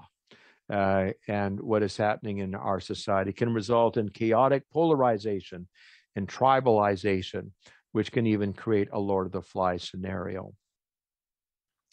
Now, the continuum of troubling alpha behavior, just a few more slides here before we get to the application part of this presentation. The continuum, there's many kind of alpha problems alpha children have. First of all, they all differ in how highly elevated the displacement instincts are. So you've got this continuum. But you also have a continuum of feelings. Some children may lack feelings of dependence and neediness, but others may also lack feelings added to this. They do not feel the futility of control in relationship. And some children even more, they're devoid of feelings of caring and responsibility. They're not there. Well, you put these two together and you come up with this huge spectrum, all kinds of things. At this end, where you have less of a deficit of feelings, you've got common alpha syndromes like compliance problems, highly demanding, of course, eating problems. When you don't follow the eating of the alpha, this is how all eating is meant to be acquired in food in terms of nature and traditional culture. You've got eating problems because the brain can't figure out what to do and develop all kinds of eating issues. Bossiness, obsessed with winning, obsessed with dominance, and then to the more serious ones, narcissism and bullying, where you actually have a perversion of alpha instincts. And bullying, especially, you have the perversion, because in bullying, in the bully response, you're highly moved to displace, lacking feelings of caring and responsibility. So the bully response is exactly the opposite of the caring alpha response. The bully response is instinctive. It is self-evident to the bully that they need to exploit vulnerability, the neediness of others, when their supremacy is threatened or they perceive weakness. The bully responds to this to assert dominance by exploiting vulnerability. And as I said, that's an escalating problem all the way around, in leadership, in politics, in religion, everywhere, where the alpha are ending up to be bullies rather than a bully response, rather than the alpha caring response. Now, one more slide here, just to the alpha problem, the kind of problems that alpha children have. Here we looked at the diverse alpha syndromes. One more look: alpha children are more prone to. They're more prone to alarm-based problems. As I said, they can't make themselves feel safe. So all of the problems we have that are rooted in alarm, these include anxiety problems, agitation-based problems, restlessness-based problems, adrenaline seeking, doing things that to give adrenaline rush, cutting and burning, these high-risk activities. All of these come from alarm, where to a certain extent feelings have been inhibited. Why? Because the alpha child cannot make themselves feel safe. So alpha and alarm-based problems tend to go hand in hand. Attention issues, for a number of reasons. You cannot command their attention. They want to be the center of attention. Their elevated alarm scatters their attention. So a number of issues here. So it's not surprising that more and more alpha children qualify for an attention problem diagnosis. Frustration issues, as I said, this can be expressed in aggression, violence, self-attack, including suicidal intentions or suicidal ideation, and impulses. Eating issues, this is huge. I have dealt with hundreds of anorexic, nervosa children, all of which have been alpha children. Why? Because they're in charge of their own eating, and the brain isn't meant to do this, not as offspring. You're meant to be fed by those who are responsible for you. As soon as you put children in charge of their eating, you're going against what nature is meant to be. There will be a time when they're in charge of feeding others. We should always be in charge of feeding others. It's alpha and food should go together, but in serving others. So we have huge eating issues that are there, learning problems, literacy problems, because they're too proud to be able to admit that they can't do something. Dysfunction due to learning disabilities, because again, they don't ask for assistance and there's no adaptation taking place. Compliance issues, these are huge. It doesn't feel right for them to do the bidding of anyone else. They're the one that should be giving the orders. It doesn't feel right for them to obey, to comply, to do this. And so there's huge resistance and oppositionality. If you've got a significant alpha problem in a child, they will often qualify for oppositional defiant disorder, which again is you can see is not a disorder. It comes from a root problem. Of course, entitlement issues. It's self-evident to them that they are to matter most and be the most important. And peer issues, conflict, bullying, dominance, and supremacy issues. The problem that I want to point this out here is that because we have not talked about this, we are not aware of this, because we have venerated independence, and so we don't even recognize when a child is in trouble. We've confused resistance to dependence with independence. We've confused defense against dependence with independence. These children are described as fiercely independent. They're not independent at all. This has eclipsed the alpha problem. So the alpha problem has been totally eclipsed by a number of things, by misinterpreting it as independence, by our aversion to the construct of hierarchy, because we didn't want to think that we were arranged hierarchically, by our lack of understanding of the nature and purpose of attachment, because we're all about what type are you, rather than understanding what is attachment about. It's about survival. It's about togetherness. It's about taking care of each other. That's how we understand our marriages, how we understand our quest for togetherness. And of course, if we don't have language, we don't have consciousness. And so if we don't have any language around this, it renders the symptoms unexplained, orphaned from their root cause, divorced. And so we're dealing with them as isolated issues, isolated diagnosis, isolated syndromes, and not at all dealing with the root of the problem. If you try to deal with anorexia that way and you don't deal with the underlying alpha problem, it is an exercise in futility. That is where the key is in being able to deal with this. So it's a futile battle against it. So that brings us to addressing alpha issues in students, is where we will spend the remainder of our talk, the last half hour on. So what can we do about this? The first thing that I would like to address, first and foremost, is our need to provide for safe expression of these deep primitive instincts. They are part of nature. We cannot, by consequencing, we cannot, by punishment, we cannot, by aversive consequences, change this. In fact, the more that you do, the more you challenge the alpha. It just actually reinforces them to be in charge of their life. So you can't. These are basic instincts, and we now know, in working with all animals, with dogs, with horses, you don't go against basic instincts. You have to give those instincts their proper context. And so give them a context, give them a context. So this is the first question always to ask: where can we give these a context? And so the challenge here is to provide for safe and constructive expression of alpha instincts. We mustn't ignore them. We mustn't pretend they don't exist.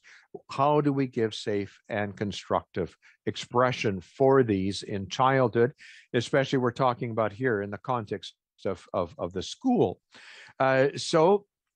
First of all, as much as possible, match make with younger children or with those in need of being taken care of, where the alpha superiority is not threatened.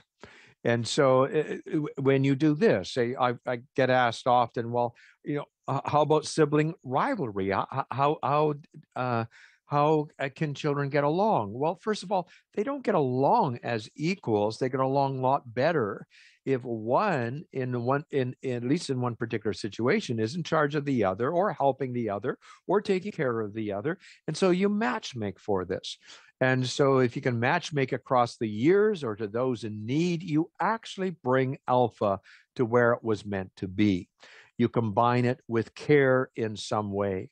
So that's one way of doing it. You can appeal to the alpha superiority if necessary, their felt superiority, to enroll and engage them in caring alpha activities and roles, cooking, supervising, being in charge of something or other, teaching, helping, policing, acting as a resource.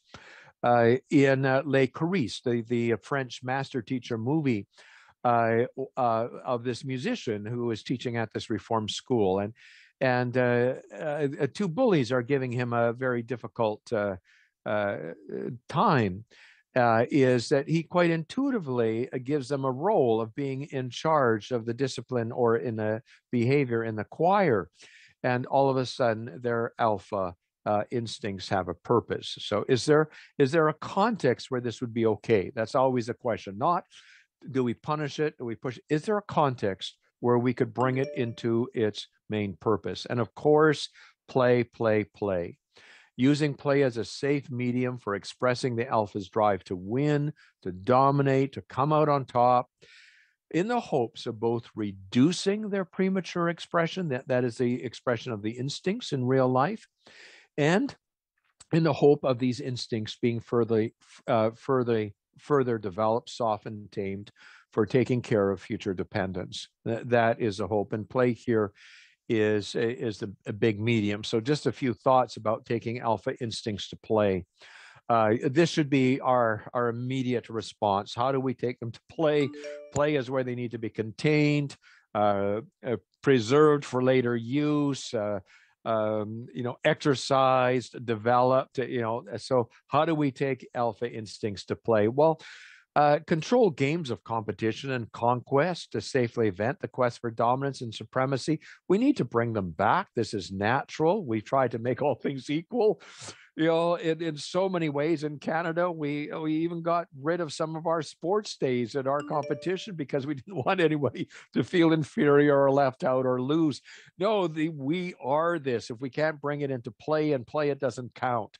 And so this is where it needs to be plenty of ample opportunity for games of competition and conquest to safely vent the quest for dominance and supremacy. This was the idea of the Olympics.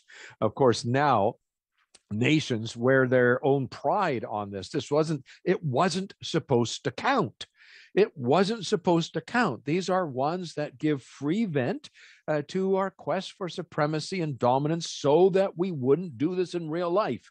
Now, the problem becomes when we make them outcome-based activities, and now it is part of real life instead of taking them out in play. Use stories, imagination, drama, role play, theater, to either invent or identify with alpha characters who always come out on top. Again, alpha or Pippi Longstocking, wonderful. The initial book, original book, not the Hollywood series that was produced, but the initial book. Every single scenario is that she must come out on top. In fact, this is the issue, is that she dominates the elements.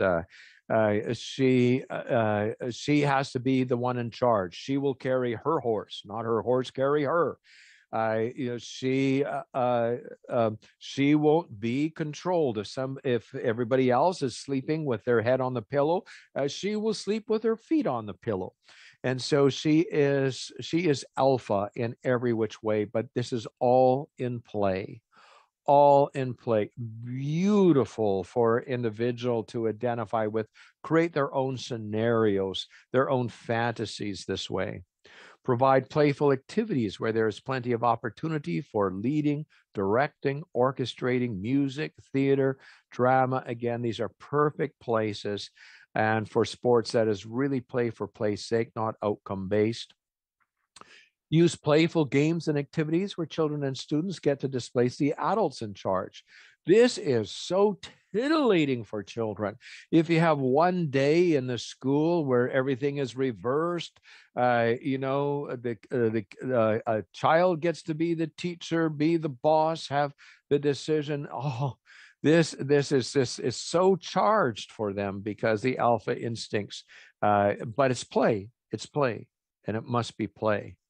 Encourage and support alpha caring play where alpha instincts are used to take care of others.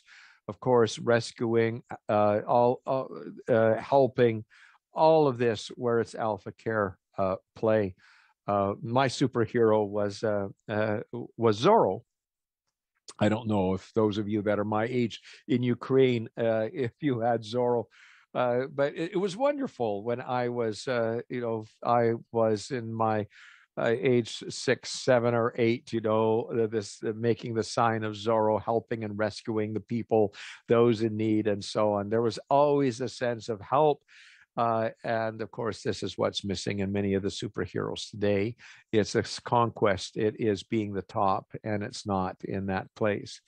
Providing ample access to emotional playgrounds where there is more chance for the alpha instincts to awaken the impulse to care.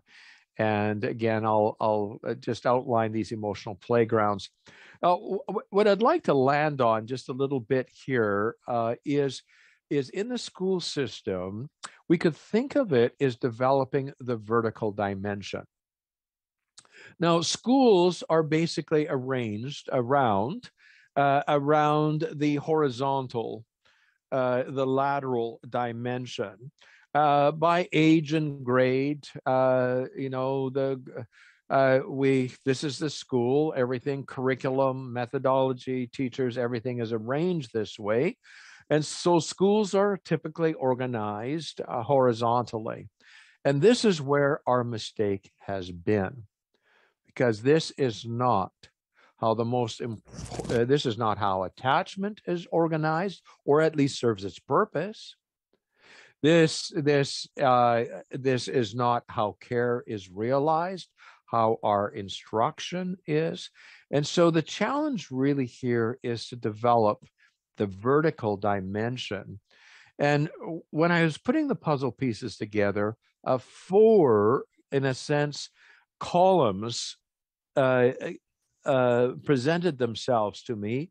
You could think of them as pillars. 4 of these columns or pillars, you could call them the 4 pillars of caring relationships and emotional well-being. And these cut across ages, they cut across grades. The whole idea is to get everything from the beginning to the top grades that your school is. And the more grades are in your school, the better. It is for this. It shows you some of the problem when we only have schools with 2 or 3 grades represented. It becomes very difficult, and why there's all kinds of problems involved with that. And so the more that you have, the better. And so these 4 pillars are student-teacher relationships. Notice I didn't call them teacher-student relationships because it's a bottom-up arrangement. Students attaching to teachers, not necessarily teachers to students. Student-teacher relationships, that is the one of the basic pillars here, the foremost pillars. Emotional playgrounds, that is our theater, our drama, our music groups, our drawing. All of these things should be arranged as things that are not outcome based, so they don't need to be around those that they compete with. They need to involve all across this, because the emotional playgrounds are there not primarily to compete, to learn an instrument or anything like this. It is to express emotion. And this is what we need to remember. These are playgrounds for emotion. This is where civilization, according to the Greeks, was born, in that kind of play. And so emotional playgrounds, and we need to bring them back as being an absolute inherent part of school. Because if we don't, we lose the opportunity. Both, this is the key thing in emotional health and well-being, is this, because this is where children can get their feelings back, where feelings can help grow them up, and so on. And it also is where we can do this vertical dimension. Cascading care relationships, focusing on a way of being able to matchmake, to attach children across the grades, across the ages, skipping one or two. So, you know, if you have a 12-year-old with a 9-year-old, or a 15-year-old with an 8-year-old, always trying to find ways to do this in some way where it is, where one is taking care of the other in some way, form, or another. Whether it's helping with studies, whether it's looking out for them, whether it is a resource in some way or another. And of course, family relationships are key. These are already hierarchically arranged relationships, supporting them, acknowledging them, not ignoring them, preserving the family relationships all the way through the senior grades. In fact, even in our colleges and universities, the best ones keep this hierarchical arrangements. Well, I'll say a little bit about all of those, and then something about cultivating caring alpha teachers. But first of all, student-teacher relationships. The key instruments here, the basic instruments of attachment, could divide into three that I have. The first is to collect, to engage attachment instincts. Now, we're so close to our nature here that we don't have words for. So I use this word, I talk about it and Hold On to Your Kids and all my other courses. What we're trying to do here is to prime attachment, because to prime the attachment instincts is where the context is for taking care of children, for them to feel safe, for them for us to act as a shield.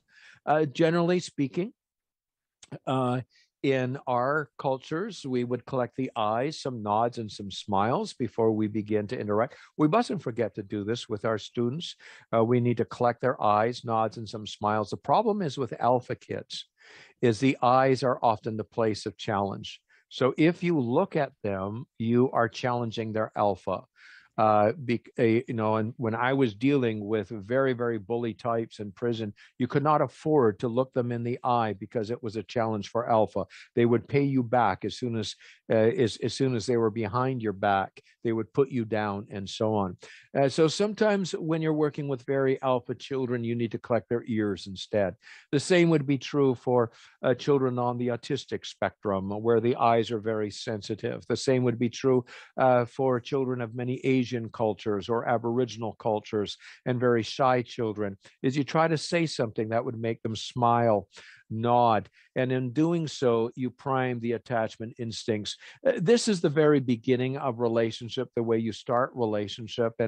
And play can also be used to do this. When you use play, research shows that we're very attractive to each other in play, because play is ultimately engaging. And so when we play together, when we're putting a jigsaw puzzle together with our alpha student, when students, or when we play some games together, especially when it is organized in this vertical dimension, it is a primer for students to attach to their teachers or to the to older students and so on, which may be of help. Play is a very important primer this way. Then we need to make it safe, because the whole issue of alpha is it's safe to depend. When you attach to somebody, you make yourself vulnerable to facing separation. So many children are reticent to attach because attaching makes them vulnerable to hurt. And so we have to prove that we are going to hold on to them, that we're going to be able to bridge anything that could divide, that when they attach to us, they're not facing separation. So we have to convey in some way how we do this. Now, the goodbye ritual that we have in most primitive cultures expresses it. The greeting ritual is the collecting ritual. The goodbye ritual is a bridging ritual. When we are saying goodbye to somebody, we're saying goodbye because separation would divide us. But we're creatures of togetherness. This is what threatens us. So we take their attention and we put it on what stays the same. No, I'm still your dad. I'm still your teacher. We both have blue eyes. We put it on what stays the same, whatever that is, or the next point of connection. I'll see you in 3 days. I'll email you then. And we do this. It puts the eyes on, takes it away from the separation to the togetherness that can be cherished, enjoyed, and preserved. And so bridging becomes a way of saying, it's safe to depend upon me. If anything would come to divide us, problem behavior, insecurities, attitudes, any kind of thing, separation, I will hold on to you. Hence the title of the book, Hold On to Your Kids. I will hold on to you. I will communicate to you that it is safe to depend upon me. Attaching to me does not mean facing more separation. Our relationship is not at stake. It can take the weight. This will have huge impact on children being able to attach to their teachers. Bridge proactively if needed to convince them that it is safe. We'll get over this. I'm still your teacher. We'll be okay. Yes, we have things to deal with, but the relationship is not at stake. So bridging becomes very important. And then matchmaking. Because what we want to do is increase the village. Children need to depend upon those who are responsible for them. Their other teachers, their counselors, their administrators, their uncles, their aunts and grandparents. We should be all about creating this village, being able to use their attachment to us to beget another attachment, use existing attachments, or using a brother's attachment to us to be able to bring them in. It's all about using existing attachments to create new attachments, endear dependence to those responsible for them. We need to put Humpty Dumpty together again. We rearrange a universe, a hierarchical universe for these individuals. And of course, using play. Of course, in Ukraine, you have such wonderful cultural customs. Dance, your dress is amazing. The stories you have, all these cultural customs, which are rich. This is the way you knit together the generations. You knit together the younger, the older, the adults, the ones that, the parents, the grandparents. This is so important. This knitting together of the generations, because again, there is a proper hierarchical arrangement in this. And of course, providing ample access to emotional playgrounds. And by emotional playgrounds, I mean these traditional ones: drama, theater, music, writing, silliness, movement, dance, stories, all of these things, theater, choirs, musical groups, expressive dance, cultural customs, remembering it's not about outcome. It is about the place where emotions come to play. That gives a chance for these displacement instincts to be able to be joined with the feelings to be restored, and for our children to be civilized, their displacement instincts to be tamed. And to embed in cascading care. I mentioned cascading care. All children should be embedded in this. Our aim should be to shield every student at risk in our schools by fostering some attachment with a safe, caring adult, be it an administrator, be it a staff, a teacher who is willing to serve that role. Children at risk that are not shielded, the wounding becomes more than they can bear. And this is where our atrocities are coming from. Matchmake by presenting one as the answer to the other. Use playful activities to matchmake students to teachers and across the grades and the ages, all about cascading care. Our aim should also be to matchmake students hierarchically programs that do so, so that every student experiences being both cared for by another student and being in charge of taking care of across the ages, spread it out, make the more mature students with those in need to serve as home base as needed, and utilize the house system if you have it, made popular in Harry Potter, of course, again. The house system, which often got just relegated to one sports day event in Canada, that is. The house system is a wonderful vertical arrangement that you can bring all of these things into, but now it's about relationships and emotional playgrounds, a way of using this. Now, the last thing I'd like to go to is how to cultivate caring alpha teachers. This is what our schools need more than anything, not improvements in pedagogy, not improvements in curriculum. We as teachers need to find our caring alpha lead. Caring alpha teachers are becoming rarer and rarer, and this is where we need to spend our time to bring this to the fore, to cultivate. Why? Why do we need to do this? To inspire the dependence necessary in order to fulfill one's responsibilities, to preserve our ability to teach them, to parent them, to raise them, to render students receptive to our instruction, to motivate them to be good for us. That comes from the attachment, thus optimizing their learning as well as their behavior. To possess the power we need to script the behavior of the immature. We need to be able to script their behavior because we've got so many children together. How do we do this? We need some harmony. We need to be able to be the alpha in the lead, the one in command. And so to serve as the attachment in common in one's class in order to keep children from revolving around each other. It's like the sun is the center of all the planets. If the planets revolved around each other, we'd have chaos in the universe. The ideal classroom is where all the children are revolving around the teacher that they hold in common. This is what enables them to get along and for the teacher to script the behavior and to function as a shielding attachment, especially for those children at risk or you suspect that they're having difficulties with peer relationships or being wounded by siblings or even at home by adult relationships, and to bring the followers of charismatic alpha students under your control and influence. When you think of one of the first master teacher movies, To Sir with Love, made in Britain, and the two alpha, the alpha male and the alpha female, that both had followings and basically threatened to take the whole class away from the teacher, Sir, the teacher that was there, and he had to win them. He had to win their hearts to bring all of their following in. And so this is simply efficient to do this.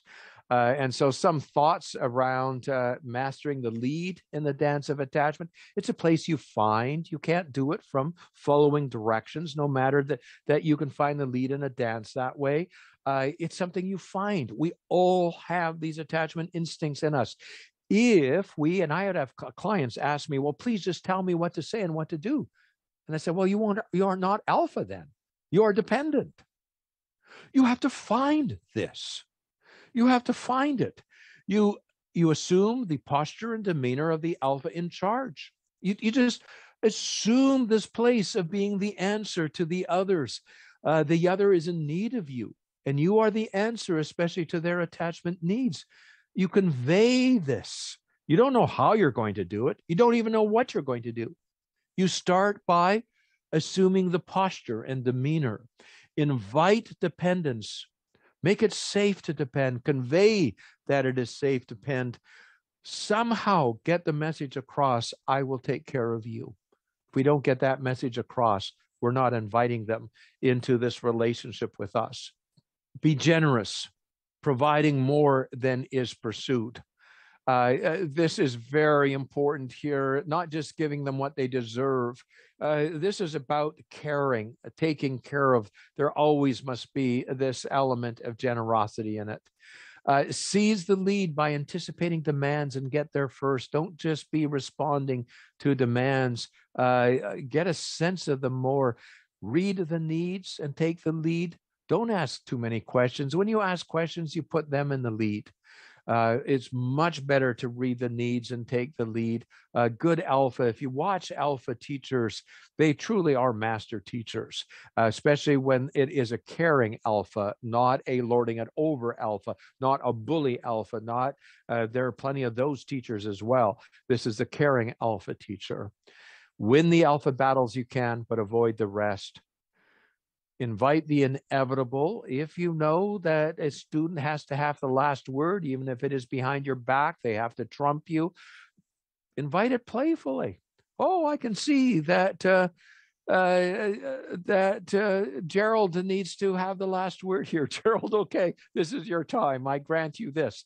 That puts you back in the lead, preserves your alpha. Everybody has a bit of a laugh. Everybody knows what it is, but you playfully preserved your alpha in that situation, and convey that the relationship can take the weight, and arrange scenarios where there is no choice but to depend upon you. If you're really trying to establish this relationship, get somebody to depend upon you. If there's a scenario that you can arrange, that sometimes helps. The key thing here is you need to inspire dependence. Dependence isn't a dirty word. They need to depend as long as they have not come to the place where they have realized their potential, can truly stand on their feet in terms of their thoughts, their way in this life. They are meant to depend upon us. Nature will take care of this, but their dependency needs to be met. Our job, nature will take care of the independence. Our job is to make it easy for them to depend. We need, again, to assume the role of being their answer. By that, I mean a compass point to orient by, regarding what's happening, but especially regarding their strengths, uniqueness, contributions. When a child is attached to you, you have a phenomenal power to give them feedback about their contributions, their particular strengths. I remember one teacher I was wonderfully attached to in grade 5 in elementary school, and he said, Gordon, you have a very ordered mind. You love to put things together so they make sense. I swear what I do is a fulfillment of this. He gave me something that I could lean on as a strength, as a contribution to make. As needed, serve as a home base, especially for students who are a little bit more lost, as a guide or even a comforter if needed. And in the situation, always offering a touch of proximity to hold on to. We are the answer, especially when they are there in the school. You know, a sign of some kind of belonging, something special that we're giving them to hold on to, a likeness, a similarity, something held in common, a touch of loyalty that we will come to their side, take their side, be alongside of them, a sense that they matter, are significant, beyond the role of expectations, something that says to them that you're important, I see you, a touch of warmth, delight, a sign that we truly get them or understand them, some sign of being welcomed and invited into our presence. And I'll close on this again. It's really, again, about developing the vertical dimension. It's about looking at our schools that are, yes, horizontally arranged by age and grade, but that is not conducive to emotional health and well-being. That is not conducive to the development of alpha caring, which is what we need for the world to go on. Oh my goodness, are we in danger of losing this? And this is what is supposed to be developed through the dependent needs. Nothing could be more important than the development of taking the place from raw displacement instincts to the alpha caring response. And how are we going to do this? Through cultivating student-teacher relationships, through providing ample opportunity, again, in our schools for emotional playgrounds that cut across the grades, from arranging relationships hierarchically between students in cascading care relationships, and by supporting family relationships where they are in doing this. While I hope this information makes sense to you. It is a struggle to talk about something that we don't have a language already developed in science to do so, but I hope I've been able to do this. Many of you will be intuitive about this. And so this won't be new for many of you. It will be more like, I always knew this, that this was there. I hope it will be affirming that if you are an alpha caring teacher, instructor, if you are in this, if you have this dance with your students, if you do this, then you will know how important it is, how necessary it is in this day and age, when the focus is on curriculum and pedagogy, on behavior, on diagnosis, and all of these things that have eclipsed the more important issues in our school systems, in our society, meeting the more basic relational and emotional needs of children, and how to meet them is in this hierarchy of cascading care. Thank you.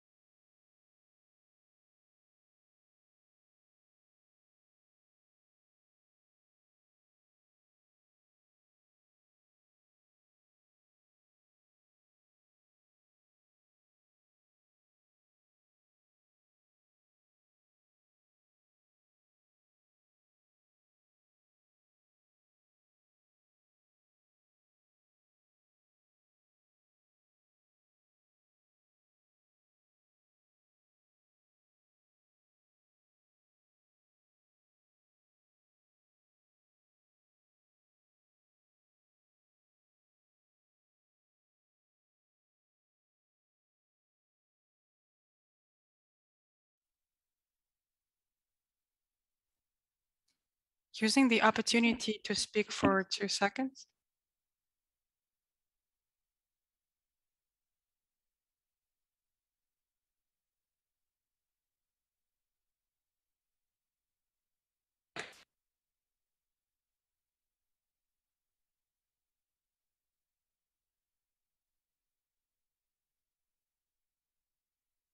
No, sorry, probably it's some technical issues. I cannot hear the speaker.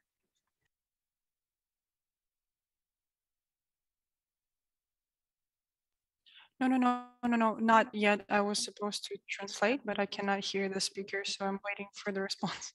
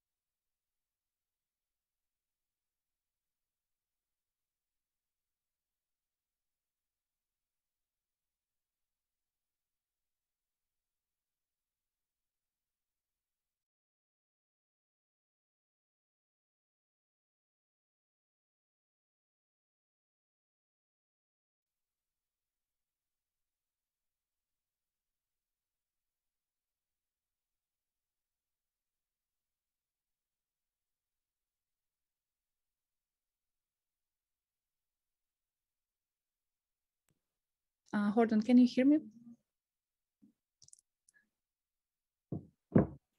Yes, I'm doubled today. Yes, because one picture is with you and one picture is our audience. I'm not sure if Maria can hear us. Maria, are you here?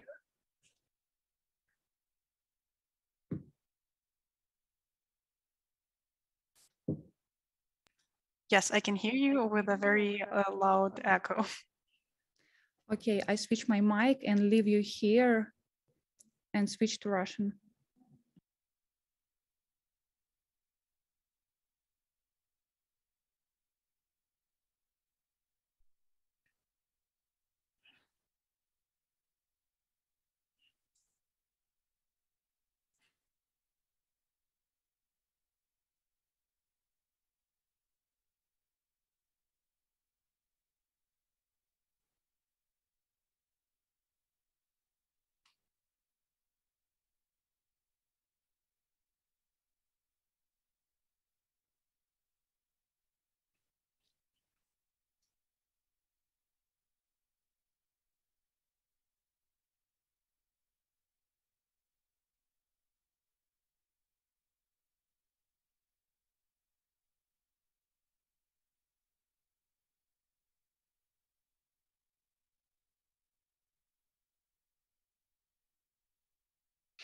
Yeah, me neither. I'm here with you, but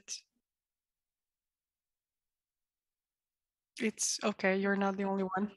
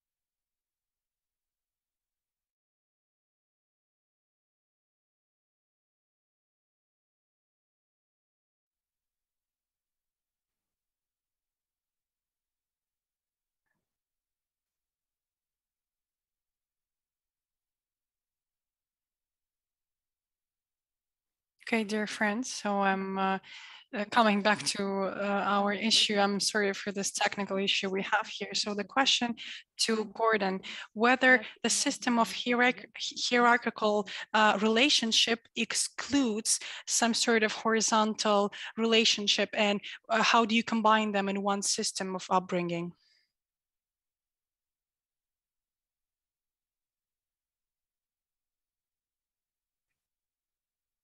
That's the question for you, Gordon.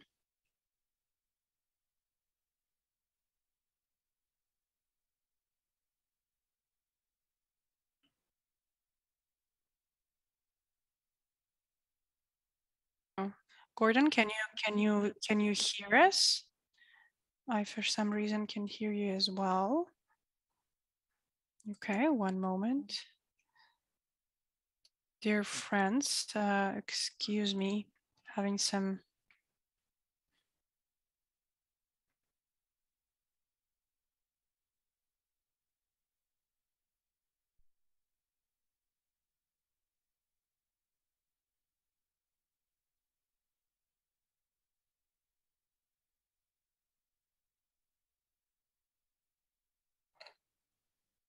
Okay, Gordon, can you hear me? Can you hear me? Hello?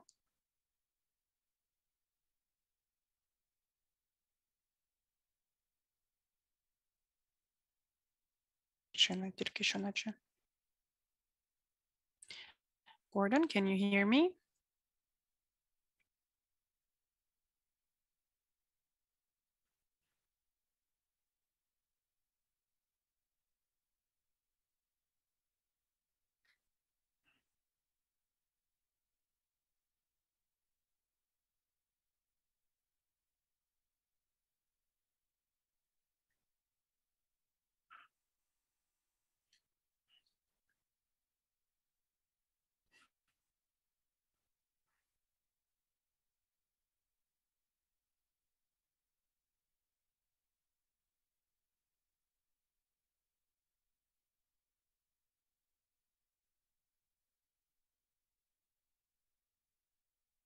English. Okay. All right. It's okay. I've done that. Yes, I am. So you can hear me now, right? I can hear the translator Awesome. now. Okay. So, friends, sorry, we're having some troubles connecting to Canada, and especially that we have differences in time zones, right? So the question was the following: whether the system of hierarchical, relationship exclude horizontal ones, and how do you combine them in the process of upbringing? Yes, that's a very good question. And it doesn't exclude. The hierarchical relationships do not exclude the horizontal relationships at all. Excuse me. If you think of the universe, the solar system, you can think of the planets and the sun, or you can think of the atoms and the nucleus. When children revolve around an attachment in common, an alpha carrying attachment in common, like the planets around the sun, the relationship between them, the weight comes off. It doesn't matter so much. For instance, if a sibling wounds another sibling, and that sibling matters tremendously to the younger brother and sister, the wounds are unbearable. It's not meant to be that way. The children are meant to have an alpha carrying in common, so that the weight goes on that alpha carrying. So the children in the classroom to the teacher, the weight comes off of their sibling relationships. They are much more able to get along. If the planets in the universe actually revolved around each other, there would be chaos in the universe. If the atoms revolved around each other, there would be the electrons revolved around each other, there would be chaos in the universe.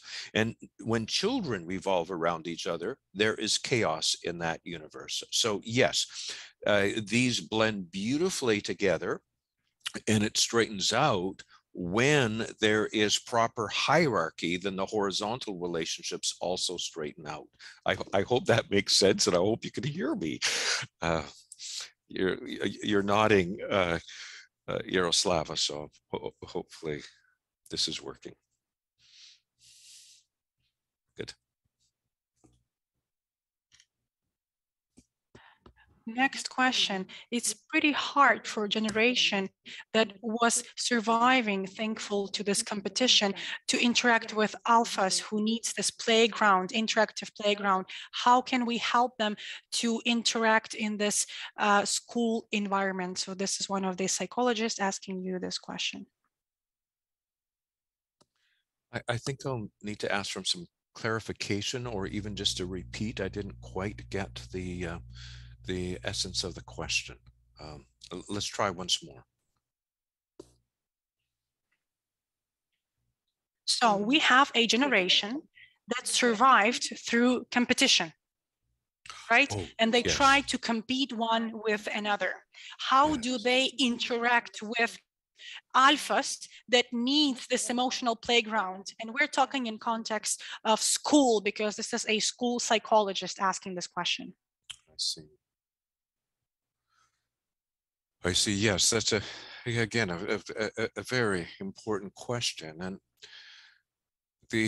one of the manifestations of alpha, of course, is this competition of competing with each other. But this is not the alpha caring that makes the universe go around, that allows our offspring to be taken care of, our students to be taken care of. So I think it's a good question, but I think it straightens out itself when we find our right relationship with the students in our care, with the children in our care. When we find our right relationship there, because in this, we're not competing with each other.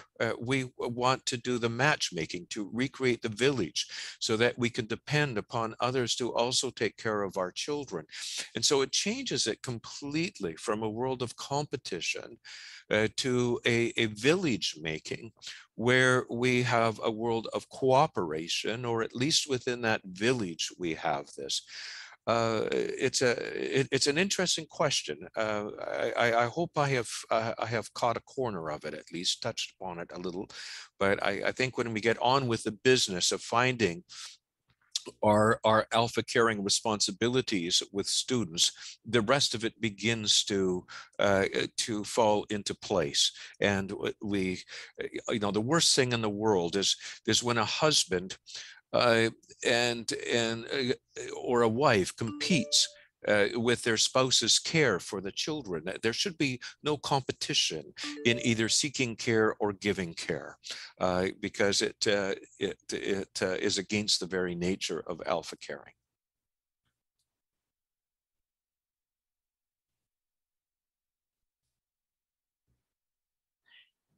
Okay, thank you.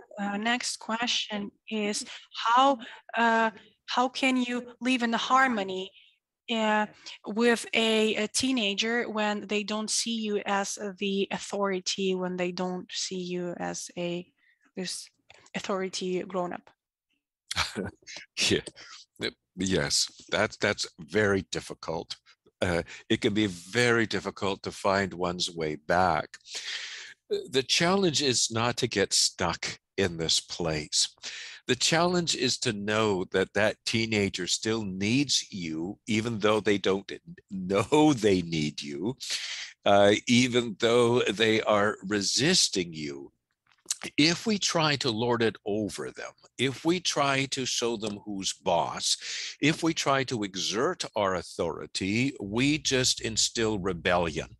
And it gets much worse. If we allow our feelings to get hurt, because our alpha dignity is hugely wounded then we become victims of that.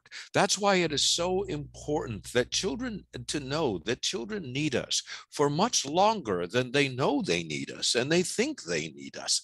And when we realize that, then our heart at least can soften to them.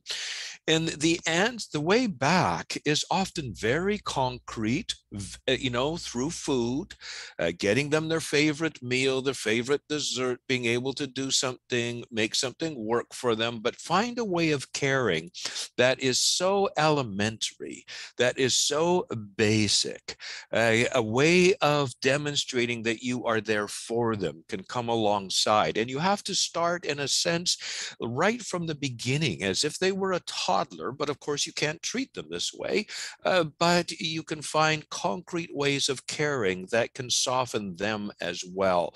And I have seen hundreds, if not thousands, of dances restored, but you need to have patience. You can't afford to be reactive, and you need to understand the problem.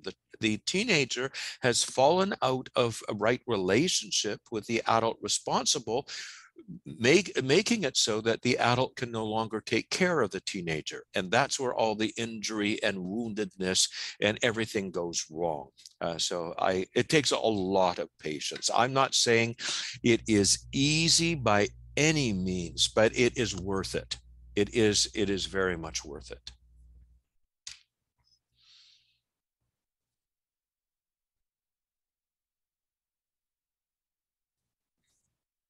Thank you. And another question, pretty similar. How do you preserve the authority if it's hard for you to say no to a child? Yes, this is difficult. There's two things. Of course, as parents, we want to make things work. As teachers, we want to make things work for our students.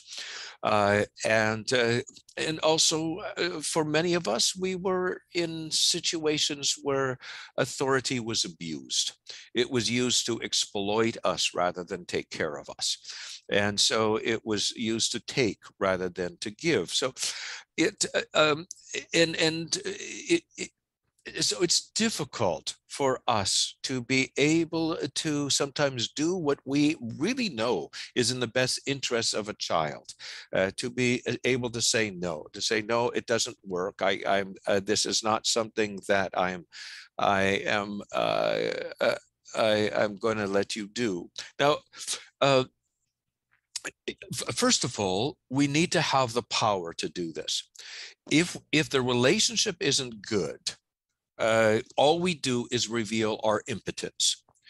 When we say no to a child where we have no relational power at all, when they're not attached to us enough or attached in a dependent mode, then inside their heads, just like, you can't make me, you'll see, I'm not going to listen. And there is no natural power. So we need to go underneath to make sure that we work at the relationship and we correct the relationship. Then we have to allow the child to be upset with us. And that is hard. To allow the child to be upset with us, not to have to explain, not to have to, turn it upside down, that we now are accountable to our child and so on. We need to allow the child to be upset. It's surprising when we can allow the upset, believe in the relationship, that when a child has had their sadness, their tears about that which they cannot change, how quickly it both resolves the relationship. The child is more dependent, is more leaning on us, as well as we are more able to take care of the child. The sadness has to do its work. And so we have to have the strength to allow the sadness to do its work and not to be able to save a child from all of that. This is not easy. Again, these are huge questions. They're big questions. This is not easy, but again, it is so worth it. Now, it's harder to do with an adolescent or a teenager, of course, and so it's best to start when one is young. And again, the key here, though, is that I try to point out over and over and over again, is that it's not a way of parenting parenting or a way of teaching as the relationship of the child, of the student to the teacher to the parent that gives the context, gives the power, gives the natural authority. Authority can't be something that can just be taken. It has to be there, natural in the relationship. And so the whole issue here is it's not so much about how-tos, it's about investing in the kind of relationship that will deliver those kinds of results and make it easier to be able to be the teacher a student needs or the parent a student or a child needs.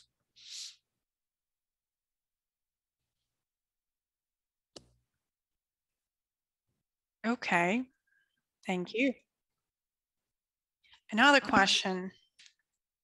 What do you do if kids in your family, they don't want so what do you do if kids in your family, they don't want, or in a class, they don't want to yield to each other? So in your family or in your class, they don't want to yield to each other. What do you do?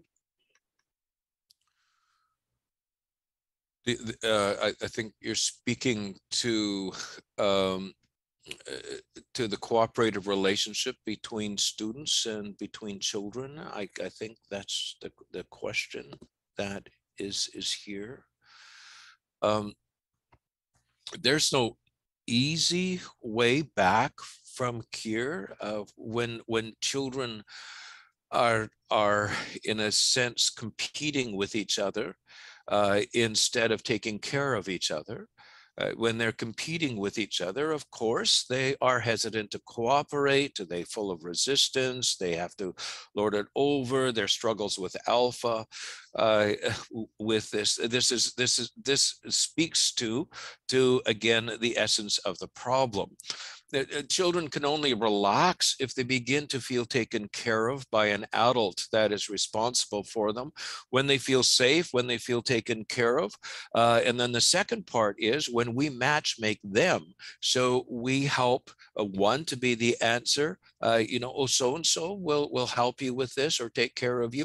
But you have to have a very good relationship to be able to match make them.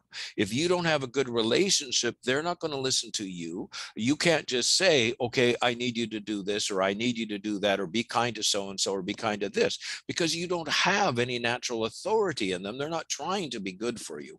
And so the answer is, first of all, with us, when they can feel the generosity of our care, when they can feel safe there, when they are attached to us, we have much more ability to orchestrate their behavior. When we can orchestrate the behavior, we can do it in two ways. We can do it in a natural way by drawing them into taking care of each other. And so really needs you right now, and so on. And so we match make, and this is the way we should with siblings in a family. In any given situation, we solicit that caregiving, but it's a generosity of care. It's a cascading care. The other way, when you have authority in their life, is you simply script the care.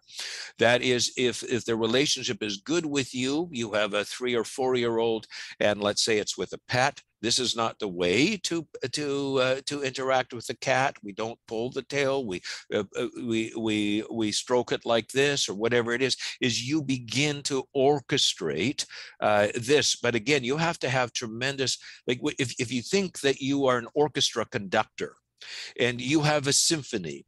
Now they're all looking at you. Why would they look to you? Well, in the natural world, they'll only attend to whomever they're attached to. So you become far more important than each other, which is the way it should be. But now you actually orchestrate their interactions so they harmonize with each other. And that is the key to all of children. Like you can either way, they need to be attached to you, but you either call forth to take care of each other, or you orchestrate each other so they're not hurting each other so much, so they're not wounding each other. But none of this can be done without strong attachments of the children or the students to the adult. And that goes back again, because we live in a world where everybody wants to know how to. And nobody is actually talking about the context required to do the how-to. You know, you can't just orchestrate the behavior of your neighbor's dog. That dog has to be attached to you.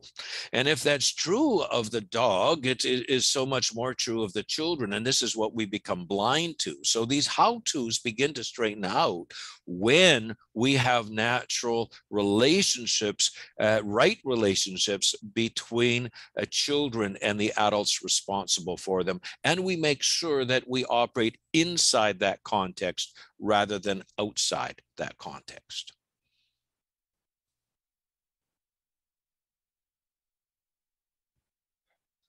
Okay, thank you. Then I'll head to the next question.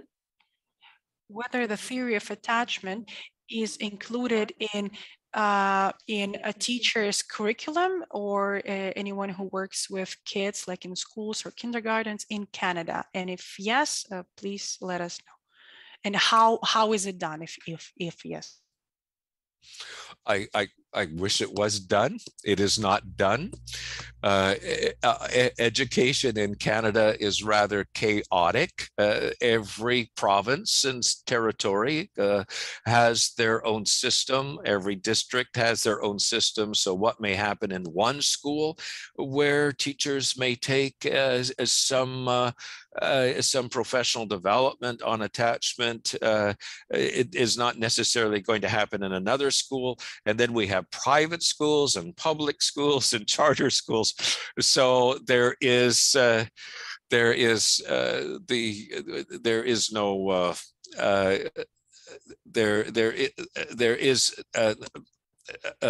national strategy. Our nation is, the federal is not in charge of education at all, and the greatest authority is given at the level of the actual community or the city, and so they differ tremendously. Not even in terms of how many grades there are in school. This differs between our states or our provinces as well. So I can't offer you anything on that. I have spent a lifetime going around to different educational jurisdictions, trying to teach these, trying to teach this material.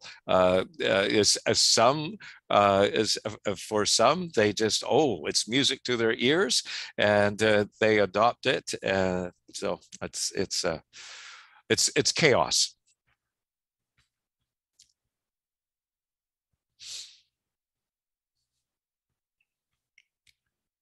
Okay, so friends, we have two last questions, and then I will need to let Gordon go. So what could be a possible strategy in a school with kids that are showing some violence and maybe some bullies, or they show some signs to this?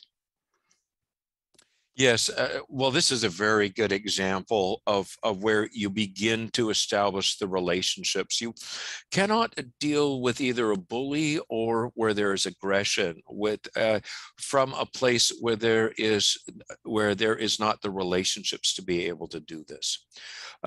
So in being able to tame the bullies requires being able to establish the kind of relationship with them. Even when I worked in prisons full of bullies, it all started with establishing relationships with between the bullies and the adults. These were adolescents, and the adults who you could care. So again, it goes to this. I do have courses on aggression. I mean, there are ways that you can do this that can make it a lot easier.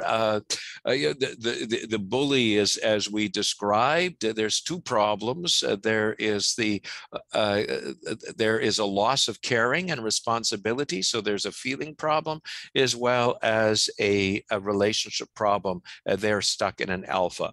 So again, both of those in terms of relationship. And where there is violence and aggression, usually usually at the bottom of this is all peer orientation. When peer orientation increases, when they revolve around each other, they follow each other and how to express their attack and how to do this. It doesn't work, and you've got mayhem. You've got dreadful things happening. So again, it goes by, you have to start at the beginning.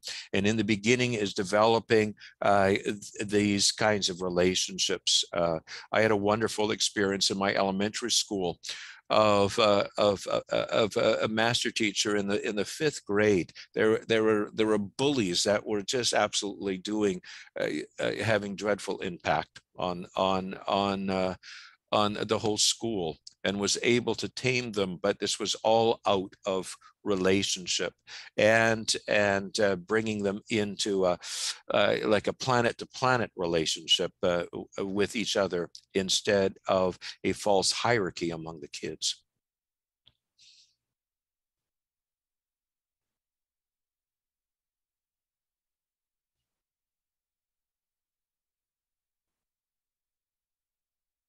Okay, thank you. And as I promised, the very last question, probably more like a comment. So a kid, time to time, having some signs of aggression, and it became even more recently, and sometimes harms other kids in class. And what could be the key in order to solve this problem? Probably you've mentioned some of this already, but as I promised, the last question. Just to go through very, very quickly. When you have some insight, you understand that the eruptions of attacking energy are coming from frustration. And the main source of frustration for any of us is attachment frustration. Relationships aren't working. So there's a number of things here. When you can come alongside the frustration, I can see that a lot of things aren't working for you. You're not upset. There's a lot of frustration here. And you can come alongside. I would like to help you. And first of all, there needs to be a relationship to do this. I'd like to help you find a way of expressing that frustration that doesn't get you into trouble, and that you are able to do this, whether it's inviting into emotional playgrounds, whether it's inviting them to come to you when they feel frustrated before they come into attack. There are many, many ways of doing this, and I've worked in very violent scenarios, changing them around, whether it is 5-year-olds all in a school because of problems with aggression, or in the prison system. Again, it starts with being able to understand that these are eruptions of foul frustration, that a child is up against the things they cannot change, have not yet had their sadness about this. There's no tears about the things they cannot change, and they have no mixed feelings. So the child is in trouble in many ways. They're not adaptive, they're not integrative, and so on. But I can start with being able to take up a relationship with their frustration, find a way that it can be expressed that is safe, and if I can shape the form of that frustration, get other children out of harm's way, now I have time to work with that as I take up a relationship with it to help that frustration find its answer. But part of me doesn't want to get into trouble, or this part find the sadness of the things that do not work. Just a relationship with frustration in general. There's lots of things that can be done. However, it all starts in the context of, instead of the first thing trying to change the child or teach the child a lesson, it starts with the context. I see a very frustrated child whose frustration is erupting in ways that hurt others. I'm going to use whatever relationship I have, that child's attachment with me, to come alongside that frustration and help bring it to express it safely so it doesn't hurt others. So I can now begin to help lead that child in a relationship with frustration that will help grow them up, and to live in a world full of frustration, as we all do, without hurting others.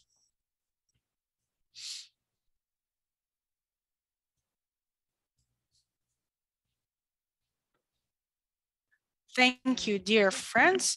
I think this is where we're going to wrap up because we've been together for 3 hours. I want to say thank you to Gordon, and especially for this time being very not calm for Ukraine.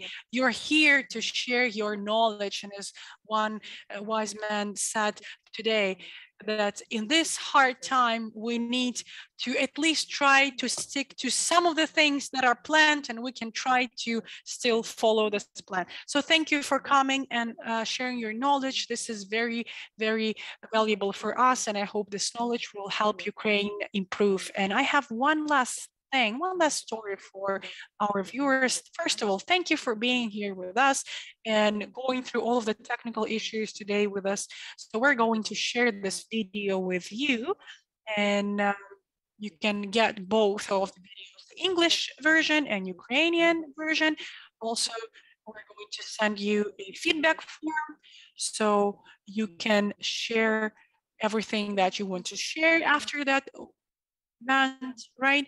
And another bonus that you're going to see there, and I hope it's going to help us to move on this alpha topic further, that's a bonus live video with one of the psychologists, Ukrainian psychologist, Katerina. And thank you, Gordon. Thank you, our viewers. Thank you, Maria, who helped with the translation. Thank you, Victor, who helped us with all the technical arrangements. Thank you, everyone, and you all have a good evening. Thank you. My